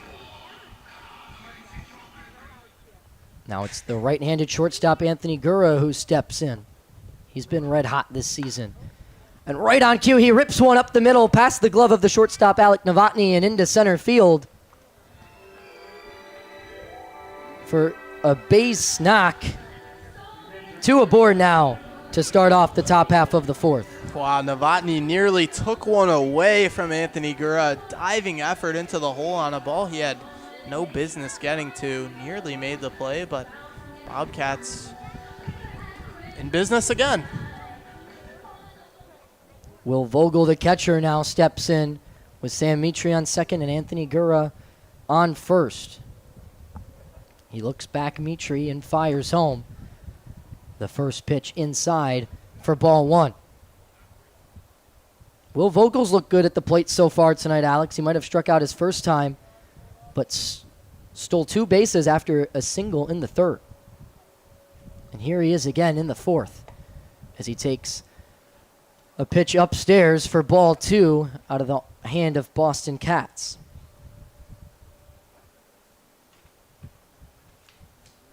Will Vogel with a chance, but he'll cut through this one for strike 1. Vogel just needs to do a job here. First and second with no one away. Hard ground ball to the right side that they can't turn 2 on, or a fly ball deep into the outfield. Move the runners over, pass the baton. Here's the 2-1. It misses low for ball 3. 3-1 the count now. Hitter friendly to Will Vogel, who saw the ball well back in the third. Bobcats might be down 8-6, but they have another chance here to tie it up or take the lead, and it's a swing and a miss for strike 2. Full count now to Vogel. Wow, that hurts. A pitch way above the zone. Vogel's chases upstairs, and what would have been ball 4 leads the count full. With Lawson Schickel on deck, here comes the payoff pitch from Boston Cats with 2 on. And it's a swing and a miss for strike 3. Boston Cats does a great job down 3-1, getting Will Vogel down on strikes. A big first out here in the top of the fourth. Feels like one he needed after the first 2 batters reach, able to respond from being down in the count and able to send down Vogel on strikes. Lawson Schickel now, the lefty, stands tall in the box. The first offering from Boston Cats rolled over to the right side. It's Parker Eggenberger over to second for 1. No contest down to first as the speedy Schickel gets there in time. So 2 away now as Sam Mitri makes his way to third, as we have runners on the corners for the second baseman and right-hander, Brady Hart.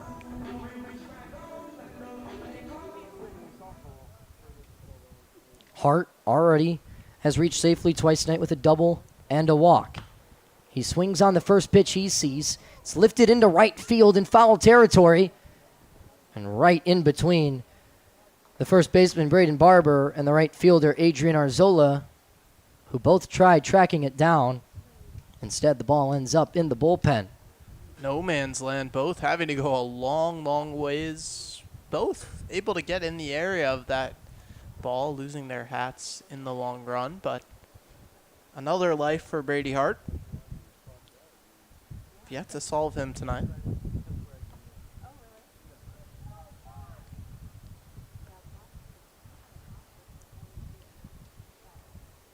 With runners on the corners and an 0-1 count, Brady Hart steps back into the box.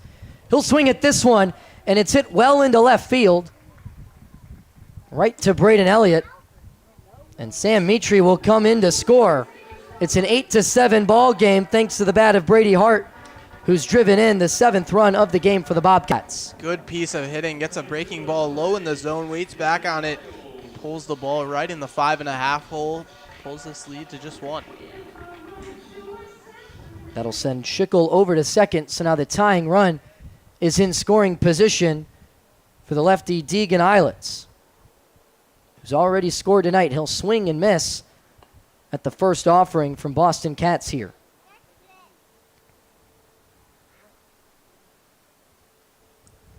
Oh, 1 count, 2 outs. Schickel on second, Brady Hart on first after the RBI single. And the breaking ball from Cats is in there for strike 2. That pitch dropped in perfectly in the middle of the zone. Eilets now finds himself in an 0-2 hole as Will Haley, the catcher, lines himself on the outside half. This ball laced, and it's cut by Parker Eggenberger at second.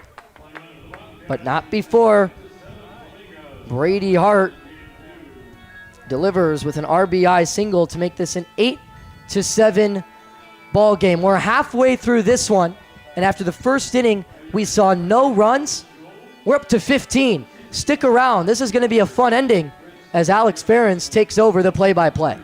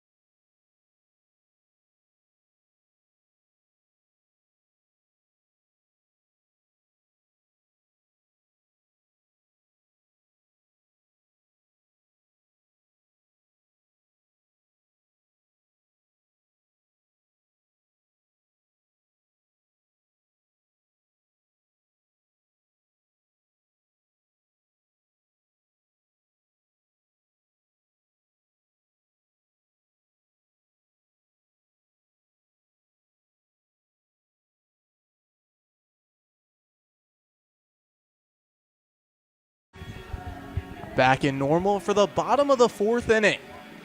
Prairie Flamingos lead 8-7 over the Bobcats, looking to add a few more in the bottom half of the frame after the Bobcats cut the lead to just one in the top half of the inning. 3-4-5 due up for the Prairie Flamingos. Tommy Burke back out there on the hill after the third inning to forget for the left-hander. First pitch of the fourth inning to Roy Roseman, the designated hitter.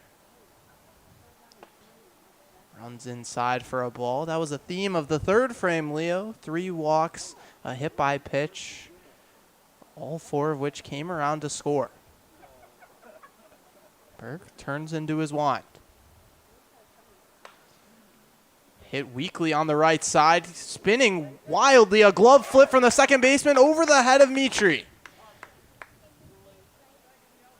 Start the inning. I believe it'll be an infield hit. A ball that looped over the head of the pitcher. Kicked away from Burke towards the second baseman Hart, but it tailed away from him as well. Tried a glove flip over to Mitri. Went over his head. It'll be an infield single to start the fourth inning for Roy Roseman. A weak hit off the bat of Roseman, only at 37 miles an hour. But it had some incredible side spin on that, and it fooled the second baseman. First pitch to Braden Barber. Big swing and a miss, strike one. Braden Barber steps out of the right-hand batter's box, now retakes it. 0 for 2 tonight with a pair of swinging strikeouts. Runner on first, no one away in the bottom of the fourth. Flamingos lead 8-7 over the Bobcats. The 0-1. Catches the bottom half of the zone for another strike. Barber down 0-2, in danger of being the victim of strikeout 3 times this evening. Right, already 0 for 2 tonight, not seeing the ball particularly well. Burke, belt tie set, here it comes. Flied foul into the concourse on the right-hand side. Barber stays alive. Heading into the bottom half of this fourth, you mentioned Tommy Burke's inning to forget.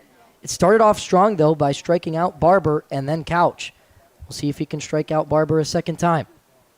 The 0-2. Runs in and clips Barber. Similarly to how the third inning started to go off the rails on a pitch that ran well inside and clipped the knee of Braden Elliott.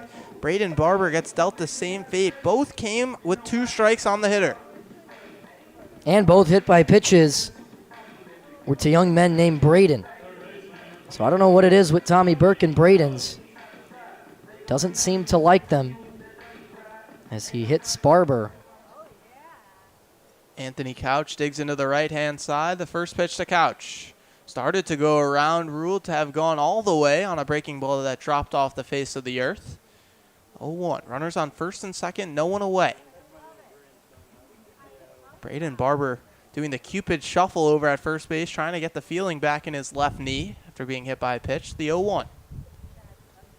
Runs above the letters for a ball. Bobcats defense playing straight up. Second baseman Hart keeping Roseman honest over at second base. A few taps. The 1-1. This is on the outer third with a fastball. We mentioned it when Tommy Burke came in last inning, that it's his inability to find the zone that hurts him the most, and it's affected him a lot here tonight. 2-1. Flied foul into the seats. Leo, 4 free passes in the third inning, already one here. Just 2 hits given up, but that 1 hit from Alec Novotny did all the damage. That was really the only hard hit ball of the night off of Tommy Burke. The 2-2, runner breaks for third. Pitches high, no throw as Vogel loses the handle on it. Roy Roseman will take third base via the stolen. Important to note as well, Braden Barber stayed put at first base. Didn't get the read that Roseman did, so we'll have runners on the corners with nobody away for the Flamingos. The payoff pitch. Now he goes to second. Swing and a miss. Strike 3. Foul tip into the glove of Vogel. Anthony Couch, his 3rd strikeout of the evening. Braden Barber able to now advance the 90 feet to second base. So it'll be second and third with 1 away for Braden Elliott. Yeah, a night to forget so far for Anthony Couch, as fittingly enough, he goes back to the dugout to sit. First pitch to Elliott. Catches the outside third of the zone for a strike. Bobcats infield comes in, looking to keep this Flamingos lead at 8-7. Burke, big deep breath, the 0-1. Started to go around, it kicks away from Will Vogel. Staying put at third is Roy Roseman. Thought about it, but didn't get a great jump. Yeah, and it was a good read from Roy Roseman. You're up 8-7, only 1 out. You've been able to hit and get around the bases against Tommy Burke. No point in going there. It was a good play by the catcher. The 1-1 pitch. Catches the top half of the zone for a strike. A 4-seam fastball right at the letters. Sees the count go to 1-2. Burke comes set at the belt. The southpaw's deal. Swing and a miss. Strike 3. Tommy Burke, when he can find the zone, has been unhittable. The issue, finding the zone. Yeah, it's been a problem, but 4 out of his 5 outs now are strikeouts. So he's moving in the right direction after the back-to-back Ks issued to Couch and Elliott. Now it's Parker Eggenberger, the second baseman, who steps in. The right-hander digs in, the first offer. Nearly runs away from Will Vogel, able to spear it and keep Roy Roseman's put at third base. Second and third, 2 away. Flamingos looking to add on to an 8-7 lead here in the bottom of the 4th. Tommy Burke uses the rosin bag behind the mound. Now retakes the rubber. Quickly gets his signs. The 1-0. This is on the outside half for a ball. 2-0. You mentioned the nice catch from Will Vogel to keep Roseman on third. It hasn't been all pretty for the Wills today behind the plate. A few stolen bases for some runs. Burke, the 2-0 pitch. Fouled straight back. Eckenberger, a walk an inning ago and a strikeout in the second inning. Hitting below the Mendoza line so far to start the summer, just a tick over 175. But they could use his bat in a big spot. 2 RBIs on the summer, 2 more out on the base paths. The 2-1 pitch. Flied foul straight back yet again. An 80-mile-an-hour heater right at the letters. Eggenberger doing a great job staying alive. And with 2 outs and 2 on, as you said, Alex, big opportunity here for the right-hander. Burke kicks and deals. Swing and a miss, strike 3. First 2 batters of the 4th inning reach, but Tommy Burke says not so fast. 3 straight swinging strikeouts to keep the Prairie Flamingos from extending their lead. Flamingos lead 8-7 over the defending champion Bobcats. Bobcats bats due up next for the top of the 5th. You're listening to KCL Baseball on the Normal Corn Belters YouTube.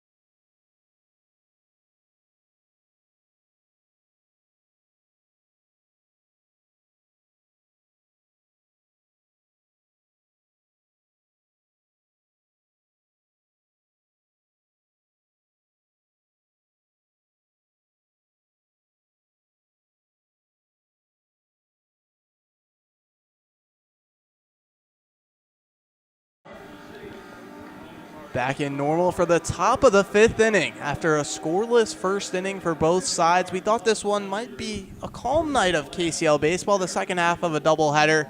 It's been anything but. 15 runs, both teams have exploded. Bottom of the 4th inning being the first scoreless frame since that first inning.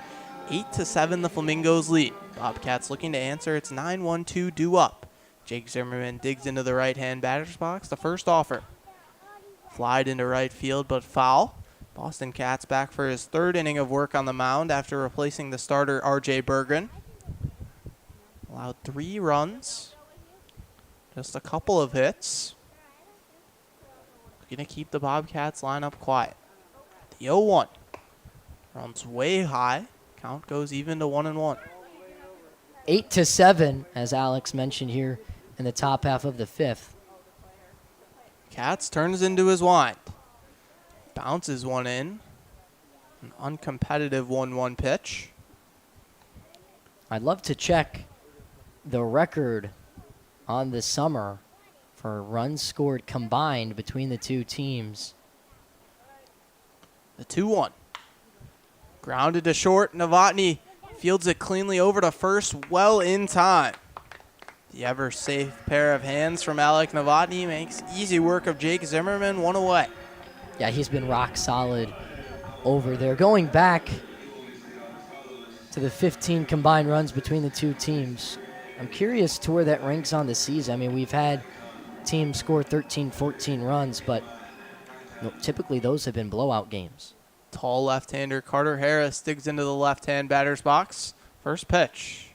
Catches the zone for strike 1. Middle infield for the Prairie Flamingos, playing just on the edge of the infield turf. The 0-1. Hit well out to center field. Back goes Donnellan. He'll have a read on it, and he'll squeeze it for out number 2. Donnellan was already cheating over into right center, and he judged that ball perfectly off the bat, making an easy grab for out number 2. Max Willie, 7 Nation Army walk-up song, looking to add on to the 7 runs the Bobcats have already put across. Cats comes home, misses down low, the fastball. Willie, 1 for 2 tonight, a single in the first inning, a walk in the second, and grounded into a fielder's choice in the 3rd. Gets another chance here in the top of the 5th with his team down by a run, no one on base. The 1-0. Misses below the knees with a fastball. Cats has leaned on the heater. He sure has, and it's been good. Only 3 earned runs over the last 2 innings. 2-0. Clips the inside half of the zone for a strike. And tonight, Leo, only 3 earned runs is a true statement. Game that's had plenty. The 2-1 pitch. Fly to foul into the seats on the left-hand side. You're right. Typically, when you let up 3 earned runs in just 2 innings of work, it's not the best day in the office, but today, not too bad. It's a hitter-friendly ballpark. Pause, now the pitch. Swing and a miss, strike 3. Boston Cats sends the Bobcats down 1-2-3. The first time the Flamingos has been able to keep the green and orange off the board since the top of the 1st. We head to the bottom of the 5th. Prairie Flamingos lead the Bobcats 8-7. Time to stretch.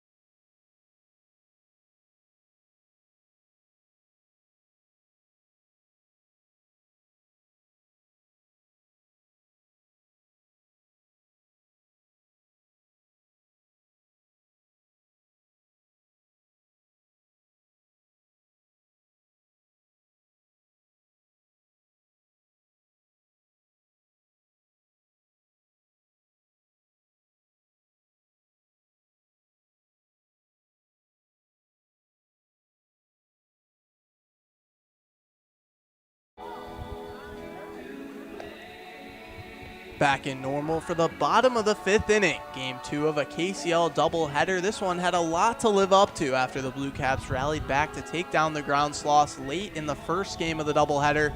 And boy, has this one delivered. 8-7, the Prairie Flamingos lead, 15 combined runs. For the Prairie Flamingos bat in the bottom of the 5th inning, a new arm on the hill for the green and orange. The Bobcats started with Bennett Schuler, replaced by Tommy Burke. Combined to give up 8 runs. Now Mason Tryon will give his best effort. From one lefty to the next, Mason Tryon, the Cavalier out of Kankakee Community College and hailing from Morrisonville, Illinois, has gone 15 1/3 innings of work this summer over 6 games played so far and boasts an ERA of 1.37 while striking out 10 and only walking 4. So he'll have a pretty good shortstop behind him. KCC. Sure will. Shout out Dylan Romano. He'll start with 8-9-1. First pitch to Will Haley. It's ripped well into left field. Willie coming in. He's sliding, makes the play for out number 1. What an athletic play out of the left fielder, Max Willie. Ranging a good 40-50 feet before sliding on his knees to make the catch down the left field line. And it robs Will Haley of an extra base hit. Tryon will face Nick Donnellan, the 9-hitter tonight. 2 walks, first pitch. Clips the outside half of the zone for a strike. Tryon sitting at 80 miles an hour on the 4-seam fastball. The 0-1 pitch. Clips the zone for strike 2. Tryon winds up with such force it appears that he's going to hurl a 98-mile-an-hour fastball. Not quite. The 0-2. Slide foul into the seats on the right side. He keeps working on his craft, though. He could get up there. I like the mechanics out of the young lefty and what we're seeing so far. The 0-2. Fouled away. He'll see another one. 1 away, no 1 on. Prairie Flamingos hoping to add on to an 8-7 advantage here in the bottom of the 5th. Mason Tryon, the left-hander, a long black arm sleeve on his throwing left arm. The 0-2. Swing and a miss, strike 3. Will Vogel will throw it around. Quick 2 outs to start Mason Tryon's night. Make that 11 strikeouts on the season for Mason Tryon. He's been rock solid so far this season and off to a picture-perfect start. And in the first 5 innings, the lineup now turns over for the 4th time. Alec Novotny digs into the right-hand batter's box. The southpaw's deal. Started to go around and appeal down to first. Confirms he did. It'll be a first pitch strike to Alec Novotny. He's had a great day so far. Yes, Novotny swinging a red-hot bat. Already 5 total bases and 4 RBIs. The 0-1 pitch. Runs inside, nearly clips Novotny. He dances out of the way. Novotny entered tonight hitting .300, and he's only added to it. 3 for 3 with 4 RBIs on the night. The 1-1. Misses on the outer half. 2 away, no 1 on. Sun has left the sky pitch black, but the light's in full effect here at the Corn Crib. Keeping the field illuminated. 2-1 pitch. Grounded softly back up the middle. The shortstop Gura will have a tough play. Throw to first in time. Gets a groan from the crowd here at the Corn Crib. I can see on your face, Leo, you're not convinced. It was a close play over at first. All credit in the world to Alec Novotny for trying to beat that one out. Just a half a step short. And Anthony Gura makes a nice play to help Mason Tryon retire this side. A nice inning out of the Cavalier. After 14 runs came across in the 2nd and 3rd inning, the well seems to have gone dry. 3 consecutive scoreless half innings. As we take a break before the top of the 6th inning. Bobcats bats due up next. Flamingos lead 8-7. You're listening to KCL Baseball on the Normal Corn Belters YouTube.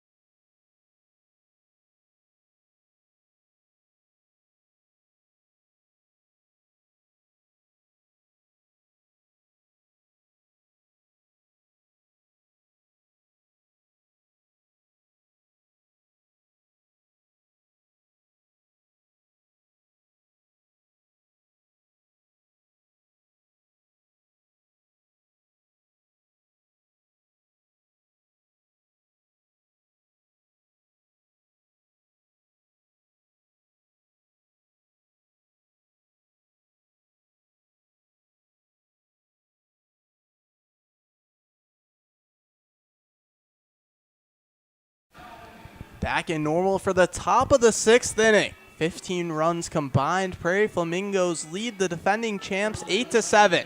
The Bobcats bats ready to make their name known yet again. 3-4-5 due up. Sam Mitri, the first of which yet to be out.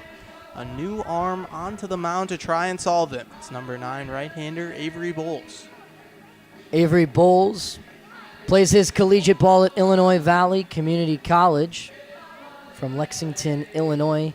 Already has over 11 innings of work this summer with an ERA just north of 3. First pitch of Bowles this evening. Runs in on the hands of Mitri. Mitri, a disciplined hitter, 2 walks already tonight, equaling his entire season total entering this matchup. Bowles the 1-0 pitch. Big swing and a miss on the curveball. Mitri walked in the first and fourth, had a 2 RBI double in the second. Typically hits a little bit lower in this Bobcats order, but a few inactives tonight see him moved up into the third hole. Bowles a long windup, the 1-1. Fires it into the bottom half of the zone for a strike. Bowles a long yellow arm sleeve on his right throwing arm. Flamingos defense playing the right-hander. Mitri stayed up. The 1-2. Misses on the outer third with the fastball. Pretty solid pitch from Avery Bowles. Just doesn't catch enough of the zone. 2-2 the count. Bowles turns into his wind. Line to shortstop, leaping Novotny steals a hit from Sam Mitri.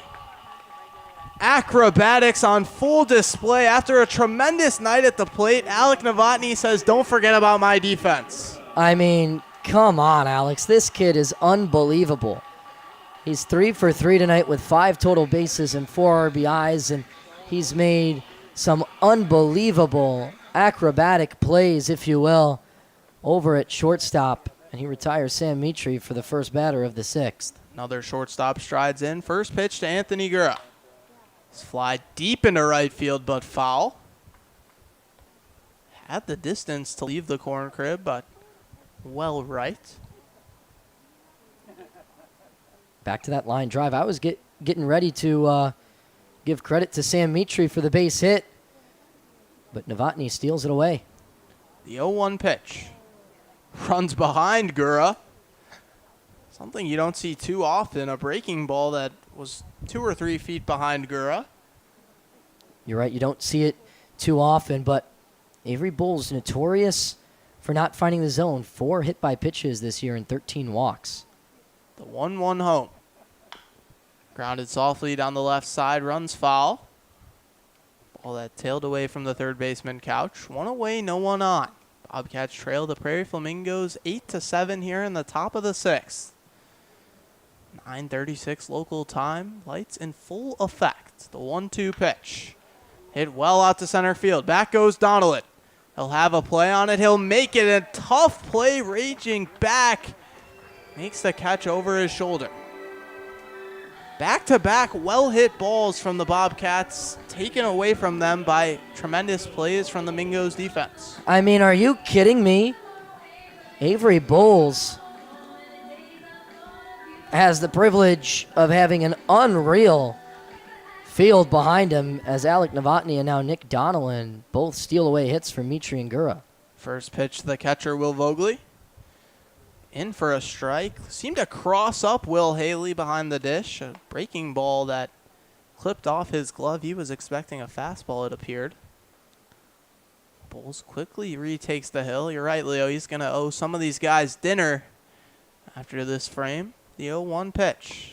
Heater blown right by Will Vogel. Vogel steps out of the box. Fixes his batter's gloves and retakes the right-handed box. I love his green tape on the bat.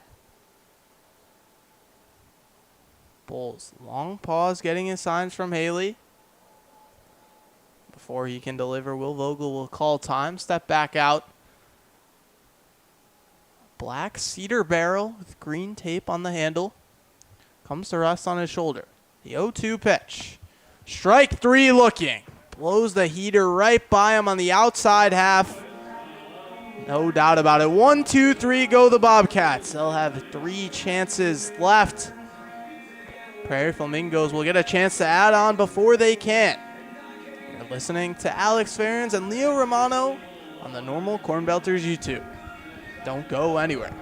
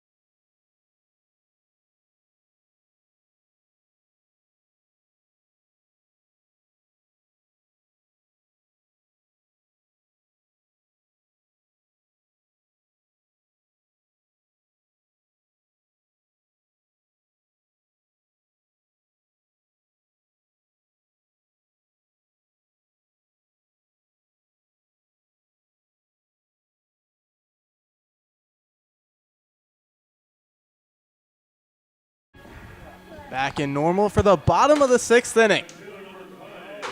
Back on the hill is Mason Tryon, the right-hander, after going 1, 2, 3 Flamingos order. He'll face 2, 3, 4, the heart of this Mingos lineup, who have been quiet.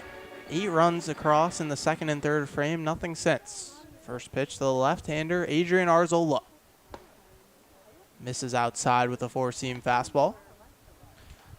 Arzola walked in the 2nd inning, struck out in the 1st, and lined to the 2nd baseman Hart in the 3rd. The 1-0. Strike 1 called on the inside half. Leo, these guys are used to batting every inning in the 1st, 2nd, and 3rd frames, and now they've been sitting for quite a while. Might tense up the body a little bit. The 1-1 pitch. Time is called. It'll be catcher's interference against Will Vogel. Adrian Arzola started to go around. His swing was halted by the glove of Vogel, so he'll reach first on a free pass. That's not something you see every day, Alex. No, Jackson Stanek of the Normal Corn Belters was blessed with a similar outcome a few weeks ago. Arzola leads off first. Roy Roseman awaits the first pitch. Takes a breaking ball below the zone. I played baseball for 10 to 12 years. I don't think I ever drew a catcher's interference. Pickoff attempt has Arzola dead to rights. Mitri runs it almost all the way to 2nd, now flips it to his shortstop. Arzola's in a pickle. Fake throw now. It makes its way to the 3rd baseman, Schickel, who will tag out Arzola. First time we see Mason Tryon's lefty pickoff move has Arzola extending his lead. Just like that, he was put on the base paths by catcher's interference, and he's taken off just as quickly. KCC head coach Bryce Schaefer has to be liking what he sees right now out of the lefty Mason Tryon. Went 1, 2, 3, and then erases the catcher's interference with a beautiful pickoff move over to Sam Mitri. 1-0 pitch. Bounces well in front of the plate. Both Will Vogel and our home plate umpire Mike Wise turn their head as so not to get hit. 2-0 the count on Roy Roseman.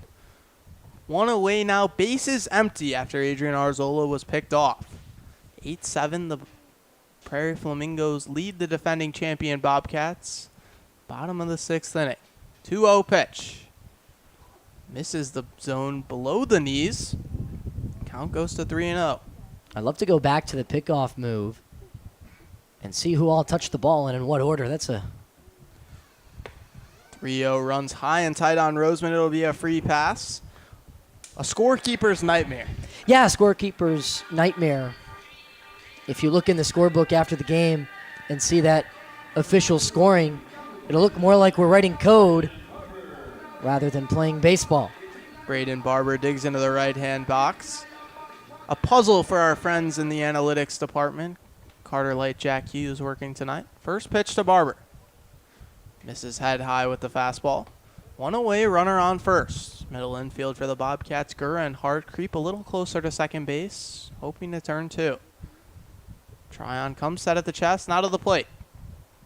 Misses away with a four-seam fastball. Despite his 6 stolen bases, Roy Roseman staying close to the base at first after watching his teammate Adrian Arzola get thrown out by the lefty Tryon. Pickoff attempt. Roseman gets back in standing up. Puts his hand over his heart like he got a little bit of a scare, but able to get back in safely. Tryon, long pause, getting his signs from Vogel. Now comes home. Roseman takes off, check swing. He went around, sliding in safely. Gura applied the tag onto the helmet of Roseman. Now calls time, has his helmet off his head. Bit of a late slide there into second by Roy Roseman. You mentioned the tag applied to his head. His helmet then collided with the knee. 2-1 pitch. Fly ball into center field. Eilitz camps under it, called off by the right fielder Harris, who will make the play. Throw goes to third. It's cut off by Gura. Roy Roseman thought about going to third, but decides he's content at second base. Never want to make the first or third out of the inning at third base. Roy Roseman on the same page there. He'll stay at second base, still in scoring position for his third baseman, Anthony Couch. Anthony Couch 0 for 3 on the night with 3 strikeouts to his name, looking to turn the evening around with an insurance run here. Tryon checks the runner. Roseman now comes home. Misses head high with the fastball. 2 away, runner on second. Hart keeping Roseman honest. A few taps on the glove to keep him close to second base. Tryon looks over the 1-0. Big swing and a miss from Couch. Couch came in tonight with 3 strikeouts, Leo. He's equaled that total through the first 5 innings. Gets another chance here in the 6th. The 1-1. Tapped softly back to the mound. Tryon checks the runner, will go to first in time. Bobcats keep the lead at 1. They'll have 3 outs left to try and muster something and avoid losing to the last place Flamingos. 8-7 Bobcats trail to the Mingos as we head to the top of the 7th. You're listening to KCL Baseball on the Normal Corn Belters YouTube.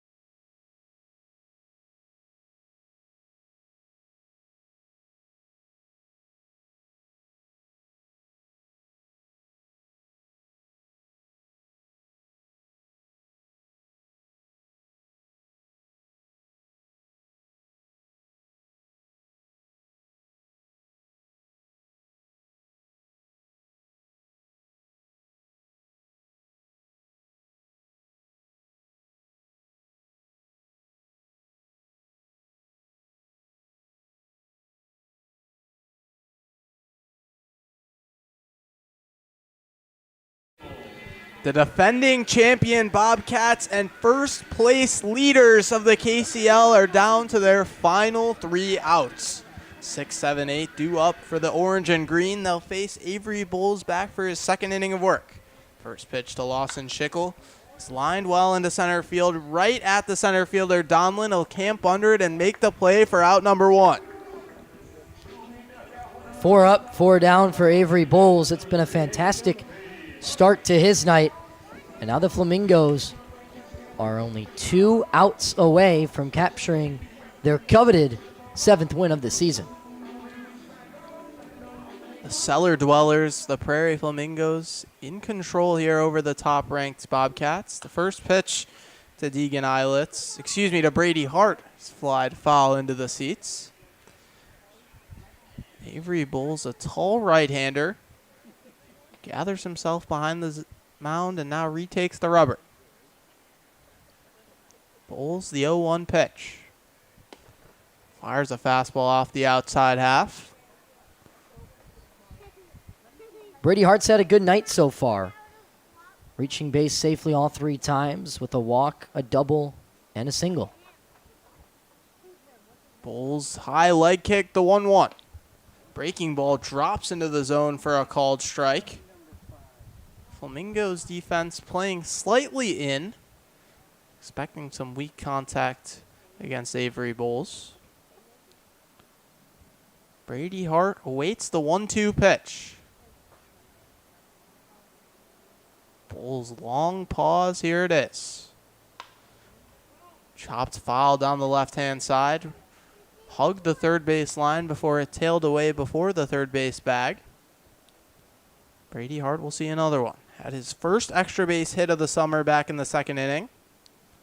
He's yet to be out tonight. Bobcats would love to see him on base as they chase the tying run in their last chances. The 1-2. Misses away with the 4-seam fastball. 86 miles an hour. Missed on the outside half. Great location for a 1-2 pitch to a red-hot hitter. Now it's a 2-2 count.